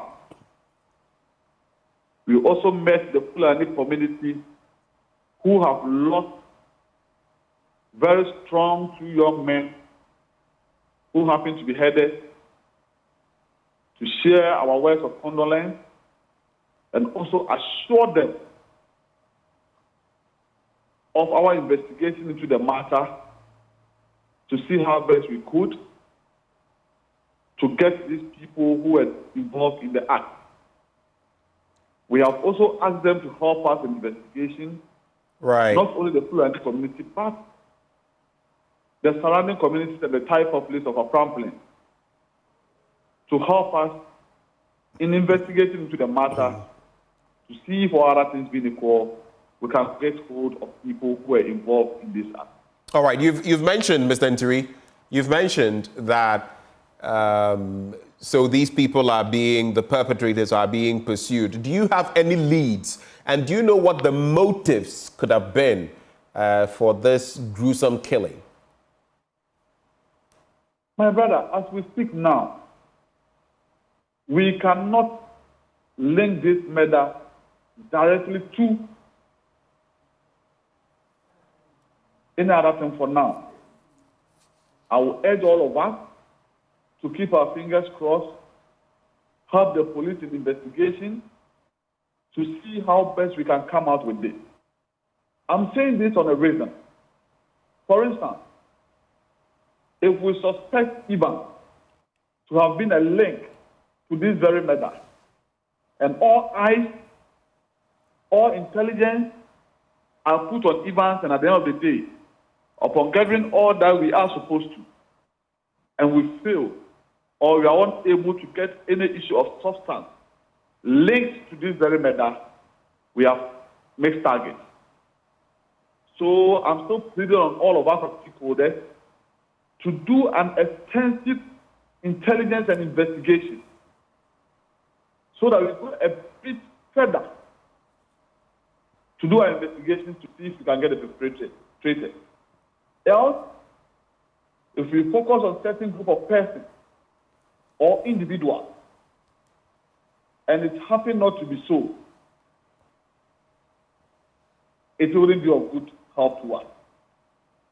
So for now, as dissect what we are begging on the good people of our families, especially the bereaved family, is for all of us to remain calm, keep our fingers crossed, and work together collectively to ensure that we get these people who are involved in this act. Right. We condemn the act right. Right. The point made there. What briefing so far have you got from the police? And let me also throw in this bit. Have there been any tensions in the past as far as these herdsmen and members of the community are concerned? So what briefing have you got from the police? Is that everything you've told us for now? Are there any leads? You don't have to tell us what the leads are, but are there any leads? What has the police reported to you as head of the DISEC? And then, do you know of any simmering tensions, whether past or present, between community members and these herdsmen? My men are on ground. In fact, my police have been working tirelessly for some time now. There are families used to hear about insecurity in terms of robbery and stuff. We have been on ground for years, and now the place has been relatively calm until this very incident. The next aspect you spoke about, we are all aware the Fulani crop farmer issues has now become a national something that annually it will occur. Last year there were similar incidents where a farmer lost his life, leading to the loss of lives of other two cattle farmers, where one was equally beheaded. But since then, this year, the entire Fulani community, the crop farmers association, could bear with us that there have been relatively calm between them. Distractions, as it used to happen previous years, have reduced drastically. Within this period, we hardly hear of distraction. And the most painful aspect of it is that if distractions had even happened within this very enclave where the murder happened, we would have linked it to that. But nothing of that sort. That is why... But you do admit that it could also be something from the recent past, not necessarily very recent times, but there could have been bad blood, something that may have happened a year, two ago. And I mean, people can have a vendetta and keep it simmering for a while. That is one thing definitely you can't be lost on you. I mean, I'm just going to reference. In recent times, for example, in the Adenta area, some people have referenced things from the past and they are saying this year, farmers who have lost maize farms and all of that on the back of some of these herdsmen and their activities. I'm just saying that this could have happened even some time back, and these could be some sort of reprisals. Not to say it's justified, but are you contemplating that as well? As you said, there have individual differences. People act based on past experiences, which we equally think is not of good help to us. Now, I am of the view that all of us as stakeholders should broaden our level of investigation and intelligence so that we wouldn't link it to a particular section or a particular happening. Else, we may make targets. Let us continue to put our ears on ground, gather information, gather intelligence, and see how best we can help come out with these murderers who are within our community. Else, I continue to say we may make targets. You seem certain that the murderers are within the community or are members of that community.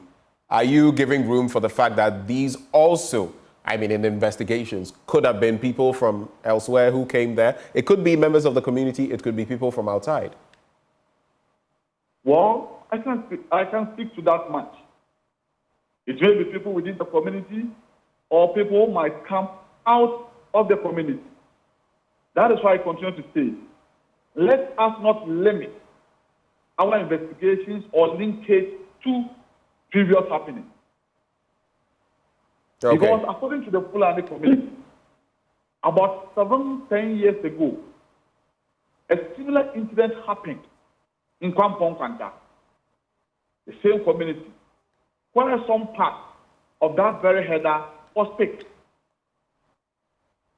According to the Fulani community, 7-10 years ago, I was in school.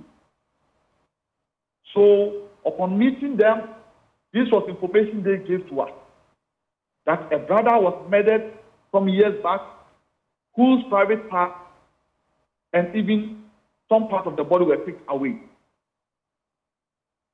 So, those days, what were the reactions? What were the happenings?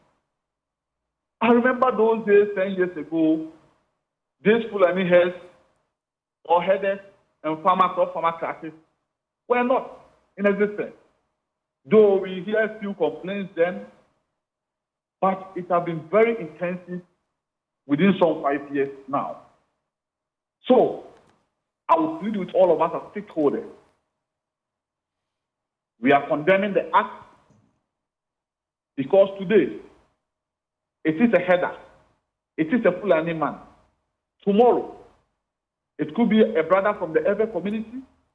It could be from the Ashanti community, the Krobo community, or the other northern tribes.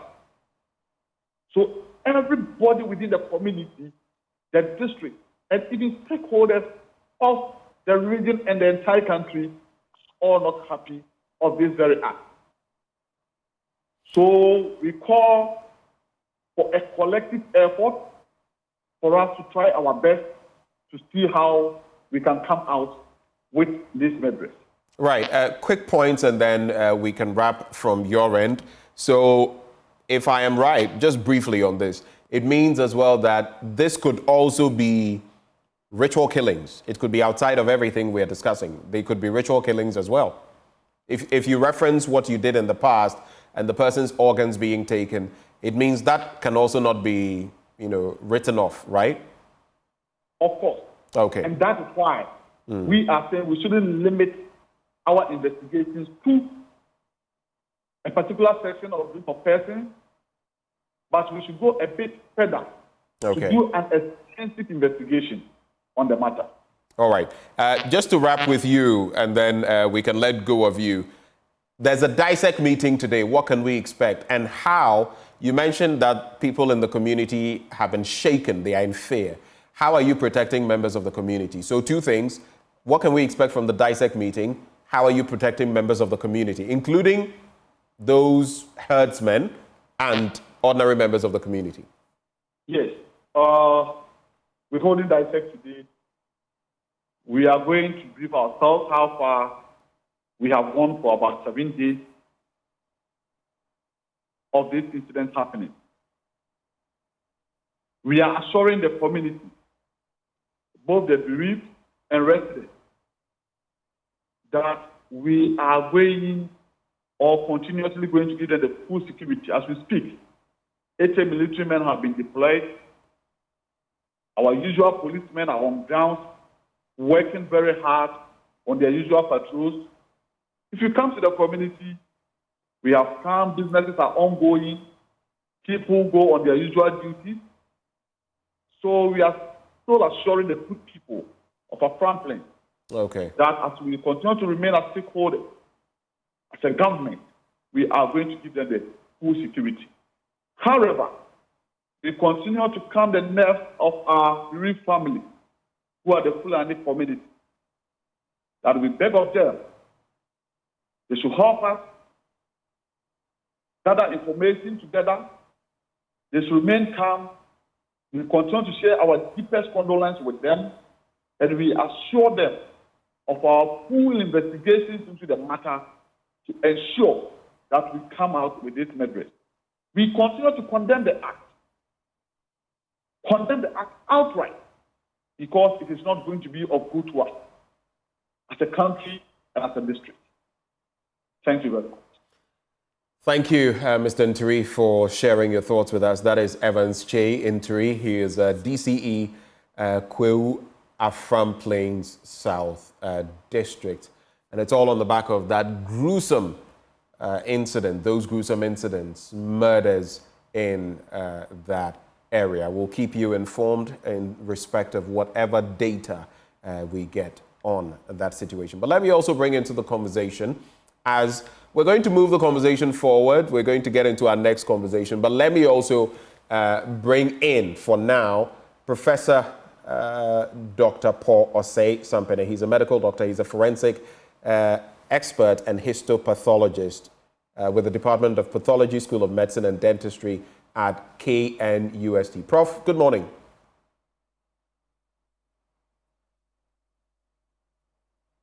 Hello, Prof. Please unmute for me, please. Good morning. Can you hear me? I can hear you now. It's a pleasure having you join the conversation. While this is not the substantive conversation we want to have with you, you are also well versed in matters of pathology and all of that, which also feeds into this. I just want to pick your thoughts on this latest happening, this murder, and what would be looking for from the pathological, perspective in dealing with this from investigations. Well, thank you so much, my brother. First and foremost, I want to thank my brother at the other side, the DCE, and wish him my best of condolences. And then want to tell him that some of these things happen, except that we have turned a blind eye on those things. If you look at the various research cases that have been done in cases of this nature, you realize that we are having a little bit of challenges, except that, like I have already said, we usually don't take so much serious about some of these deaths, but they do happen. Because research has proven that they form, apart from communicable diseases like natural causes of deaths, unnatural causes such as these form also quite a chunk of deaths in our society, especially where the research has been done. So, well, back to your question, in cases of this nature, first and foremost, like what I'm looking at on your screen, it shows that the bodies have been, a bit decomposed. And so therefore, whoever goes there will probably have to find out time of death, the cause of death, And then probably, if it is possible, the person will look at whether, what do we call it? The manner of death is also very important, whether it was a murder or maybe, like it were self-defense, there was a fight between the others, or these persons were like you said, gruesomely, killed. Those things would be determined by the pathologist, who goes to the scene to do the autopsy. Well, interesting thoughts there. In terms of, though, the state of the bodies, I do know that usually in such instances, you would want to establish, like you've said, the time of death and all of that to be able to pinpoint around when it happened and who likely was in the vicinity. But looking at the level of decomposition, maybe it's not beyond what would be expected, but would it make it any more difficult for anyone trying to establish certain facts in reference to these killings? Well, I don't think so. Whoever goes there, once is trained, a pathologist or for that matter, forensics, he should be able to determine some of these things that I've already stated in my earlier submission. So it's not going to be difficult. In fact, the time of death there, can be established. And in fact, basically, the manner is very, very important. Was it murder? Was it self-defense? Or whatever. So those things are the things that whoever goes there should be able to determine and tell the investigators, or that is to say the coroner, and then the coroner advises accordingly. All right. Thank you so much for your insight into those matters. But now let's get into the substantive issue for which we've actually brought you on for a discussion. This bit about eating in a communal setting. People do it all the time. 3, 4, 5, 6 people sitting together around one bowl and eating some of our local delicacies. In recent times, we've heard of Professor Akwasa saying, no, that is a recipe for disaster. You could be basically eating your way to hepatitis B. And we all know the consequences of that. But let's address that issue. Is this actually the case? Eating with people who may have hepatitis B, how prone are we to it? Maybe we can even start from the standpoint of what hepatitis B is, Prof. Yeah, thank you so much. I've always been somebody who revered Professor Akwasa so much. He's somebody who does a lot of research work when it comes to some of these things, and most of the time when his findings or some of his knowledge is given to the community, people pick it with some form of scornful eyes, and so therefore people don't understand him, where he's coming from. But my greetings to him, Professor Akwasa, my very big greetings to him. What he said in respect of hepatitis B, if he talk of hepatitis simply means inflammation of the liver, which will be as a result of some viruses or infections or inflammation that could have actually been the cause of the injury to the liver. And so sometimes they can lead to what we call cirrhosis of the liver, that is scarring, or majority of scarring, or you can see a lot of scarrings in the liver, parenchyma, and then eventually leading to cancer of the liver, which is hepatocellular carcinoma. And so the virus, as it were, the virus actually, we call it hepatotropic, which means that they feed on the liver cells. And so when they feed on the liver cells, what they do is that they leave in its form injuries, wounds, and so forth. And all manner of injuries will eventually lead to healing. And when healing takes place, healing always takes place and leaves something we call scars. And these scars are usually incompatible with the functions of the liver, and so therefore the liver functions are reduced to a point that it becomes a bit, either initially becomes bigger or eventually then becomes shrunken, and then you realize that the liver functions will be reduced. And we all know that the liver plays an important role as far as the very human being is concerned. So I think we are not here to tell the functions, all of them, but some of them is metabolism and others are clotting and all those things. So basically, when you are attacked by hepatitis, which is inflammation of the liver caused by the virus, that is exactly what happens. Well, in this instance, we know that the devil is in the saliva. And he has made the point that when you eat like this in such a setting, people, for example, the bankus and the tuozafis and the fufus, people dip their hands into the soup, scoop, put into the mouth. They may come into contact with some saliva, which then comes back into the soup. And that is where the problem starts. So you may unwittingly ingest that from the other person who may be infected, and then there's a problem. Is that a possibility, though? Some people say, look, the soup has been well cooked and all of that. The introduction of this saliva, does it make a difference? Can it actually cause the impact he is suggesting? Yeah, that is also another issue here. Let me also state here that in this broadest sense, the mode of transmission or the transmission mode of this hepatitis virus, either A, B, or C, or whichever way, the mode of transmission is usually via blood or blood products. Do you understand?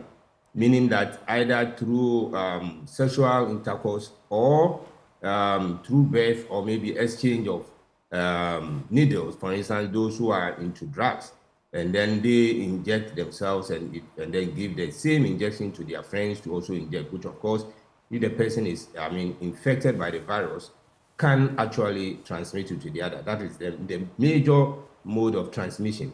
However, there are some other minor transmission modes, such as what Prof. Akusa said.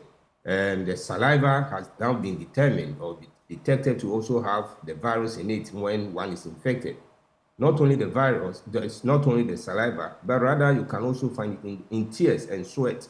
Do you understand? And so therefore, even though it's not the major mode of transmission, it is one of the mode by which one can easily get contracted with the virus. And so what he said is right. But back to your question as to whether the soup is the food is warm or hot or whatever. Let me also put on record that the virus, especially hepatitis B virus, is a virus that can actually live comfortably in the environment at the temperature of 37 degrees Celsius for over 22 days without being affected. Its potency to cause disease still remains. And so, the temperature by which this virus can be destroyed, as per the case 6 suggests, is that I don't think we eat any soup that is 37 degrees. Definitely not. that was called your mouth. So in other words, they could thrive in the soup and you could ingest them. Exactly so. So the underlying thing is that the virus survives 37 degrees Celsius. I hope the underlying is 37 degrees Celsius environmentally. Okay, that's the environmental settings. For over 22 days, it can survive and cause all manner of problems for whoever contracts it. And so I believe that Prof. Akusa was trying to, get us to understand that the virus is quite a very dangerous virus. Now, a lot of viruses usually go through what we call mutation, that's changing their forms to cause all manner of pathological conditions and pathological situations in humans. And so, therefore, when somebody is infected with the HBV, which is hepatitis B virus, the person should actually, in fact, it's a cultural thing that we do anytime we go home. It's something that you want to show your brother that, oh, you love the brother, you don't have any bad intentions, and so on and so forth. So let us all eat from the same bowl and all those things. That is good. But then, if you know that you have the virus, please, refrain from eating from the same bowl with your friends and then brothers at home, because there's a likelihood that even though that is not the major cause of or the major transmission mode, they can actually be infected when an infected person eats with them in that manner. So that is exactly what Prof was trying to, let people understand. Beyond everything you've said, there's another point I want to get in, something else he said, but just to clarify. So what else can we do to avoid contracting hepatitis B? Well, first and foremost, we need to test. We go to the lab, have your blood tested to see whether you have it or not. And if you do, there are some remedies that can be, be instituted to, as it were, help you reduce. In fact, the basic thing is that you can be hepatitis B virus positive. But then there's one thing that there's a caveat here. That caveat is the fact that you have to look out for the viral load. The load of the virus in your system that matters. It's not the mere fact that you have the disease in your system. So if the virus is quite a high number in your blood, then it becomes a worry for the doctor or whoever is managing you to reduce the virus, because actually getting rid of viruses in the system is quite difficult, especially viruses of this nature. And so we need to be reducing the viral load. It's very important. And then after which, if you are somebody who also, as it were, patronize any of these areas where you have free access to sex and all those things, you protect yourself by wearing the normal protective gears to be able to do that. And then comes in, what do we call it, the use of syringes in the hospitals, which of course these days no doctor or no hospital will use one syringe for for two individuals, and so therefore that is actually sorted out, so that one will not get it. But then the most important thing is that we should get ourselves checked to see whether we have the virus, and if we have it, we should try as much as possible to protect others and protect ourselves from spreading the disease further, and also to control the load of the virus in the system. I've heard that sometimes in Ghana, somebody comes to you, especially those of us who are in the medical field, the person can show you have hepatitis. The moment the person is designated as hepatitis patient, then it looks as if hell has broken loose. But the most important thing is that you need to actually have your viral load checked. And so the higher the viral load, the more severe your condition can be, and the more severe the liver can be damaged. And so that is what I'm trying to let the people understand. But Prof. Akusa, whatever he said on this issue is on the point, because basically it has been proven elsewhere in China, in Iran, and other places where research has been conducted and been proven that saliva, sweat, tears, and so on and so forth have the probability or possibility of containing some of the viruses, especially the hepatitis B virus. Prof, we're immensely grateful for the education you've granted us this morning. Thank you for the insight. Thank you for joining the conversation. Thank you so much to my brother. My greetings to everybody. Thank you. And that is Professor Dr. Polosei Sampene. He is a forensic expert histopathologist as well at this Department of Pathology, School of Medicine and Dentistry at the Kwame Nkrumah University of Science and Technology. So yes, take care of yourself. I know there are vaccines for some of them. Get yourself checked. Get vaccinated if need be. Get booster shots if you've gone through the duration of about a decade. Do the right thing and stay safe. You don't want to fall ill. But coming up, we're going to be having a conversation up next. It's a public lecture. Joy News together with an amalgam of professional bodies. And the topic, looking beyond the Fourth Republic towards nation building, the case for a citizen's mindset revolution. It's latest for the 6th day of June. We'll be telling you more about that after the break. Do stay.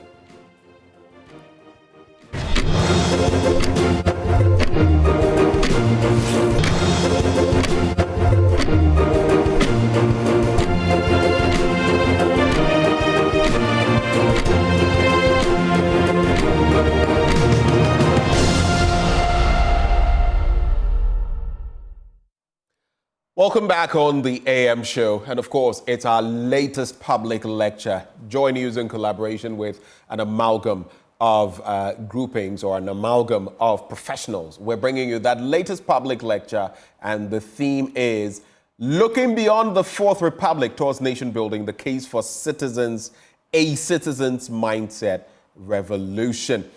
And joining the conversation, we have Dr. Kwame Sapong Esiedu, joining us to elaborate on what we can expect. It's just a week away from now. Doc, good morning. Thank you for joining the conversation. Good morning, and thank you for having me. It's been a while. I hope you've kept well. Well, I try to stay out of trouble. So well, I see some of your posts on social media. I don't know about staying out of trouble, but that's just on the lighter side. Let's talk about this latest public lecture. I am curious, what went into selecting this specific area to go into, this topic? Can you walk us through? Well, thanks, and good morning to everybody. There's one thing we all have to know. Throughout history, no country has been built by a disunited people. You can read all through history, from the time of Babylon through the Bible right till today.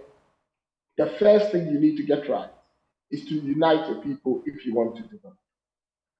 But in the past 30 years, ever since we got into this fourth Republican democracy, we have increasingly become partisan, and we put parties first and everything else second. We don't even put nations second, everything else second.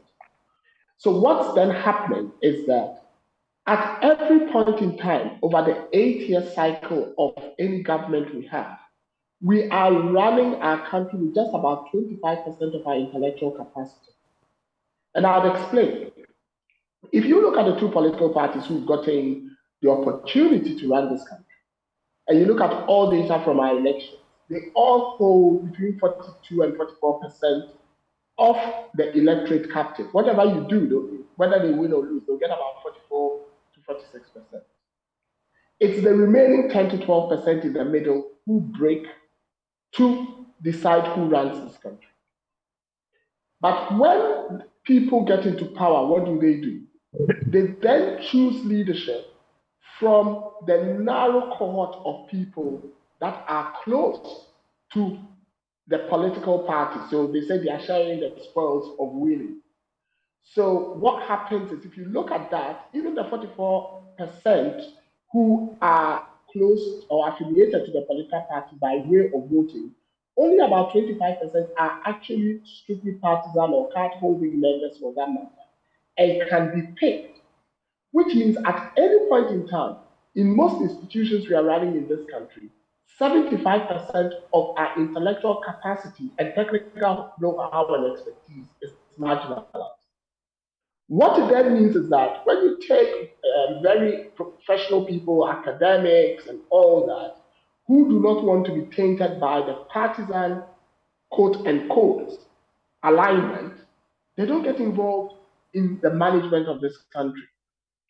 And this, from us, is a serious flaw with the sort of democracy we run, and will require a serious mindset revolution for all of us if we want to have systems such as the health system run, because you cannot run a health system with 25% of your health professional know-how, be it doctors, be it pharmacists, be it nurses, at management level. It just doesn't work. You cannot have a system, for example, where the Minister of Health or the Director General of the Ghana Health Service is at the whim and caprice of the president and can be fired at any time. It doesn't allow for short, medium, or long-term thinking. Right. You look at the country as well, and we do not even have a national development plan which has the buy-in of the two major political parties.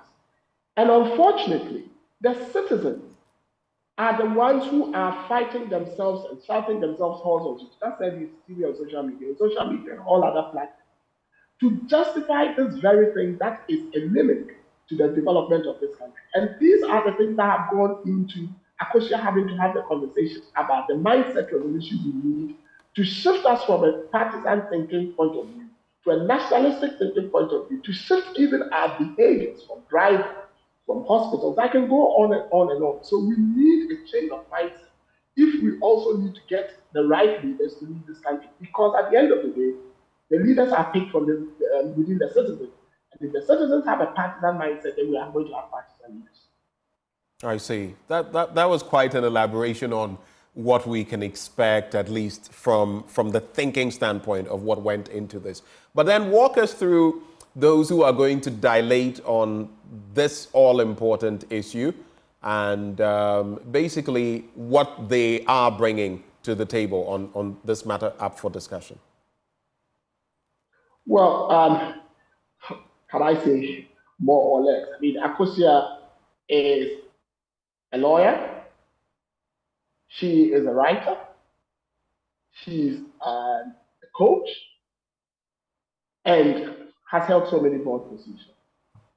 So she's been involved a lot globally and in the United Kingdom where she's in transformational leadership and has seen how disunity doesn't play or augur well for any society, whether it's a private or public company, to develop. And she's the author of a book on mindset change. So that's Akosia Maame. Right. David, I don't even know where to start when it comes to so for Chidoti. Yes, David has very strong views about nation building, about the disjointedness in our society, about some of the behaviors that we show that are anemic to the development of this country, and is known to be active, especially on Twitter, always calling us out, not just Ghana, but on the African subcontinent, and is a strong believer in what the African subcontinent can do if it wants to develop. And one of the things he always harps on is unity.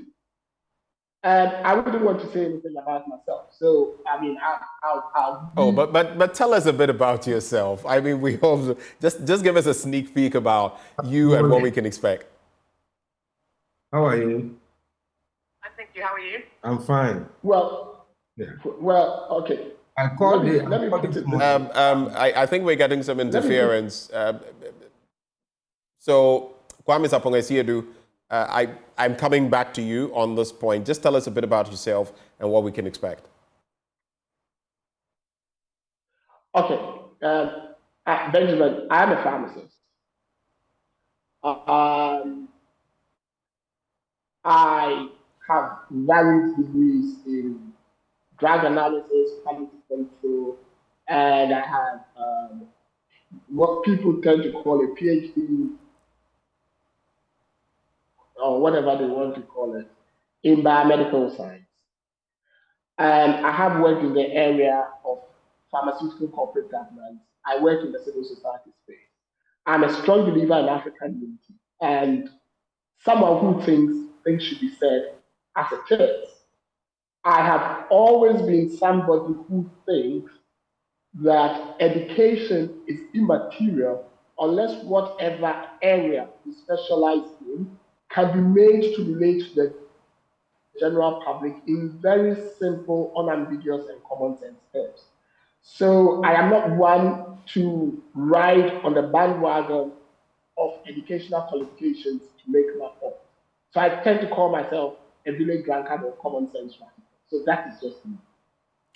Well, interesting definition. So get ready, people. Is that public lecture coming through on the 6th of June, 2024? It's at 6:30 p.m. at the British Council. Is it only physical? Is it hybrid, physical, virtual? Can you just clarify? Well, yes, there would be a virtual, so people can monitor it on social media, can monitor it on Zoom. But the good thing is this time, we all have managed to find ourselves in the place called Ghana. So Akosia would be here, David would be here, and yes, I am here currently. I think Akosia has also just arrived. So yes, for us, on this occasion, we would all be present at the British Council. All right, so it's going to be a hybrid event. It's on the topic, looking beyond the Fourth Republic towards nation building, the case for a citizens' mindset revolution. We need to reset our thinking. David Ofosu-Dorte is going to be there. Kwame Sapong-Asiedu, Akosia Bame is the main speaker, and it's going to be chaired by our very own Evans Mensah. All of that to look forward to on the 6th day of June, 2024. Well, Doc, thank you so much for joining the conversation, and we wish you the very best ahead of time. Thank you for having me. And that is Kwame Sapong-Asiedu, who joined the conversation. You don't want to miss that public lecture coming through on the 6th of June, whether virtually or physically. Join and let's talk about Ghana and reshaping our mindset. Now, do stay with us. We'll be right back on the AM show with more.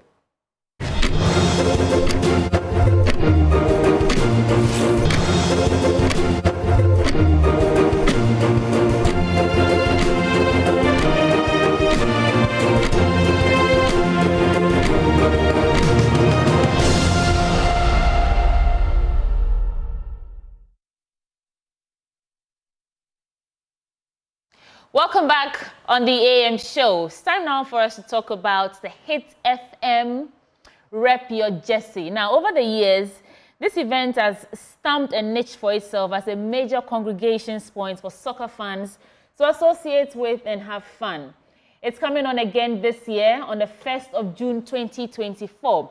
And one of our sponsors, Silver Star Auto, they are joining me here in the studio this morning for us to get into a conversation. I'm joined by sales supervisor at Silver Star Auto, Idris Mohammed, and Xavier Doe, the sales consultant at Silver Star Auto Limited. Gentlemen, I think it's a Black Thursday. We are wearing black in the studio. Yeah. How are you feeling? Very well, you? I'm great, thank you. Tell me a little bit about Silver Star Auto before we get into the Hits FM Rep Your Jersey. Okay, before I tell you about Silver Star, I would like to say good morning to our viewers, or your viewers, let me put it that way. Yeah. Silver Star Auto Limited has been around for over 25 years. We are a leading dealer in quality automobile in Ghana, and we've handled most of the popular brands that you all know, from the Mercedes, now Peugeot, we have Citroën, and with commercial vehicles, there is Isha and Iveco. And Peugeot is one of the brands under Silver Star Auto Limited, and we have a wide range of models from SUVs to saloons and pickups. Okay. And you know, Peugeot is a household name. As we popularly call it in our household, Peugeot. It's a household name, very popular model. Ghanaians love their Peugeots. Most Ghanaians grew up loving or grew up with their Peugeot. Yes. So it's one of the vehicles that has paved the road or opened the road for most of the models that you see today. Okay. Yes. Xavier, would you say this is your latest brand that you're promoting? Is this the latest item? Because I've been following Silver Star for a while, and I know that at every point there's one particular car or automobile that you're going heavy on promotion on. Is it the Peugeot this time? Okay, so Peugeot has now become, it was around for some time and it's gone. And we have the privilege to be the sole distributor in Ghana. Okay. So we want to take it to another level. We want that any 3 or 5 or 10 vehicles you see on the road, you want to count at least 5 of Peugeots among it. That's why we've taken it upon ourselves.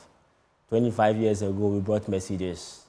And we made it a household name. Yeah. When you hear Mercedes, the next thing you hear is Silver Star. Okay. So you want to make Peugeot like that. That anytime you hear Peugeot, Silver Star comes in mind. So that's what we are doing now. Fantastic job.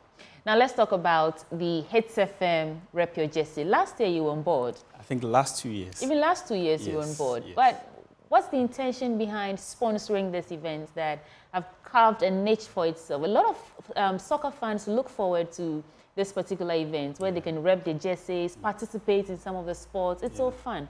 Why are you coming on board as sponsors this year? Silver Star is a believer in sport. And you know, sport, as we all know, is not for the fun of it, but also it's an avenue to keep fit. So anything that upholds good health, Silver Star is in. And the brands that we deal in, especially Peugeot, have associations with some football teams, I can mention Hanover 98. Yeah. And the brand itself is also involved in one of the sports called the World Endurance Championship. So sports is part of the brand, Peugeot's DNA, and Silver Star. All right. It's the more reason why we are part, to reach out to sport lovers who we are very confident are also lovers of our Peugeot brand. Okay. Yes. So, Xavier, what are you doing differently this year on the program? Okay, so people are going to gather. And excellent service has always been our passion at Silver Star. Okay. And also, we want to give people the opportunity to see our vehicle, to test drive it, and also get the opportunity to test drive it. Yes. Does it mean come Saturday, participants who come for the events will get to test drive your cars? Yeah, but come with a valid driver's license. Okay. We've seen that the Peugeot, people see it, they like it, but unfortunately, they have wrong perceptions about them. That's what's showing on your screens right now. Yeah, Beautiful so that's the interior. 3008. Okay. That's a very beautiful car. Very beautiful car. Very solid. In my favorite color. Right, right. Okay, please. Very comfortable, very solid. When you drive the car, like you are seeing it, you are seeing it as a beautiful car, but when you drive and you feel it, you won't understand what we are saying if we talk about quality, if we talk about, how do you call it, the convenience that you feel in the car, and also the prestige that comes with owning the vehicle, Okay. and how the engine is quiet, how it drives, how responsive the engine is, the performance. At least when you have that feel, you understand that, oh, what I'm paying for is worth it.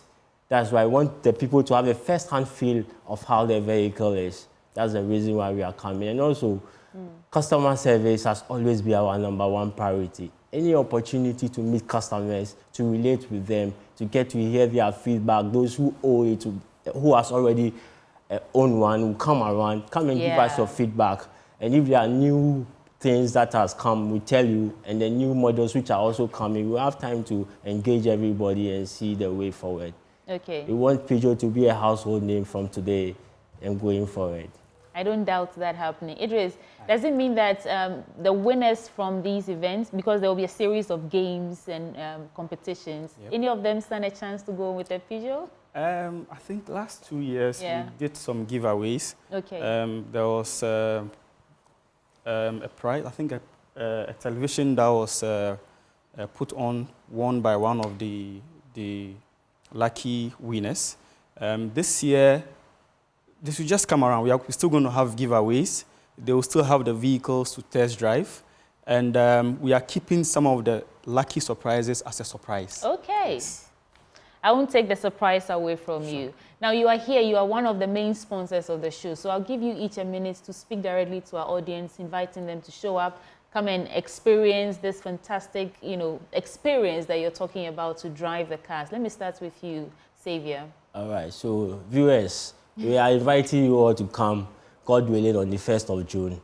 Come have a feel of our vehicle, come see it, touch it, feel it, and come ask all the questions you want to know about Peugeot. We are ready to answer them. And also, we'll give you good discounts. We don't want to say what we are doing on that day, but come so that you can experience the surprise. See you there on the 1st of June. I will see you there. Idris. I would also like to add that there are going to be giveaways, like I said earlier on. So if you'd want to win for yourself some maybe Peugeot branded giveaways, please make your way there and engage with us when you see our Peugeot vehicle parked there or any person wearing a Peugeot branded shirt on that day. If you want to own a Peugeot, this is the time to test drive it, so that it will convince you to get one. But how do we contact you? I'm sure your message has touched some of our audience. They would like to get in touch with you. Contact details? Okay, so you can go to our website, silverstar.com.gh. Okay. You can get our social media handles too on Facebook, Silverstar Auto Ghana, Instagram, X. You can find us there. And of course, your location? Okay, we are at the Silverstar Towers. We are also on the Graphic Road. Right. And also you can find us in Tema, Kumasi, and also Takoradi. All right. Thank you so much, gentlemen. You want to add something Yes, to that? so they can also reach us on 0249 47555555, or you can reach either I or Xavier personally on their business number. Mine is 054-012-2856. And mine is 0246-632-631. And we'll be glad to attend to your inquiries. All right, there you have it. Silver Star Auto, one of the sponsors for this year's Hits FM Rep Your Jesse, happening on the 1st of June 2024. Don't forget, when you come to the event, you get to experience this beautiful car and probably win yourself some Peugeot branded products. That's the end of this belt of the conversation, but there's still more to come on the AM show. You want to stay with us till the very end. We'll be right back.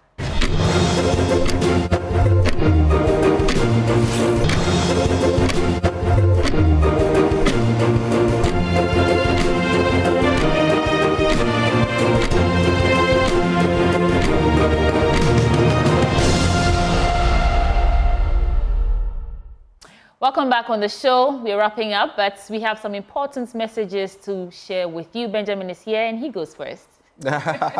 Well, I'm inviting you to escape to the Royal Cozy Hills Hotel. We call it Drapa Dubai. Now, you've seen the rest.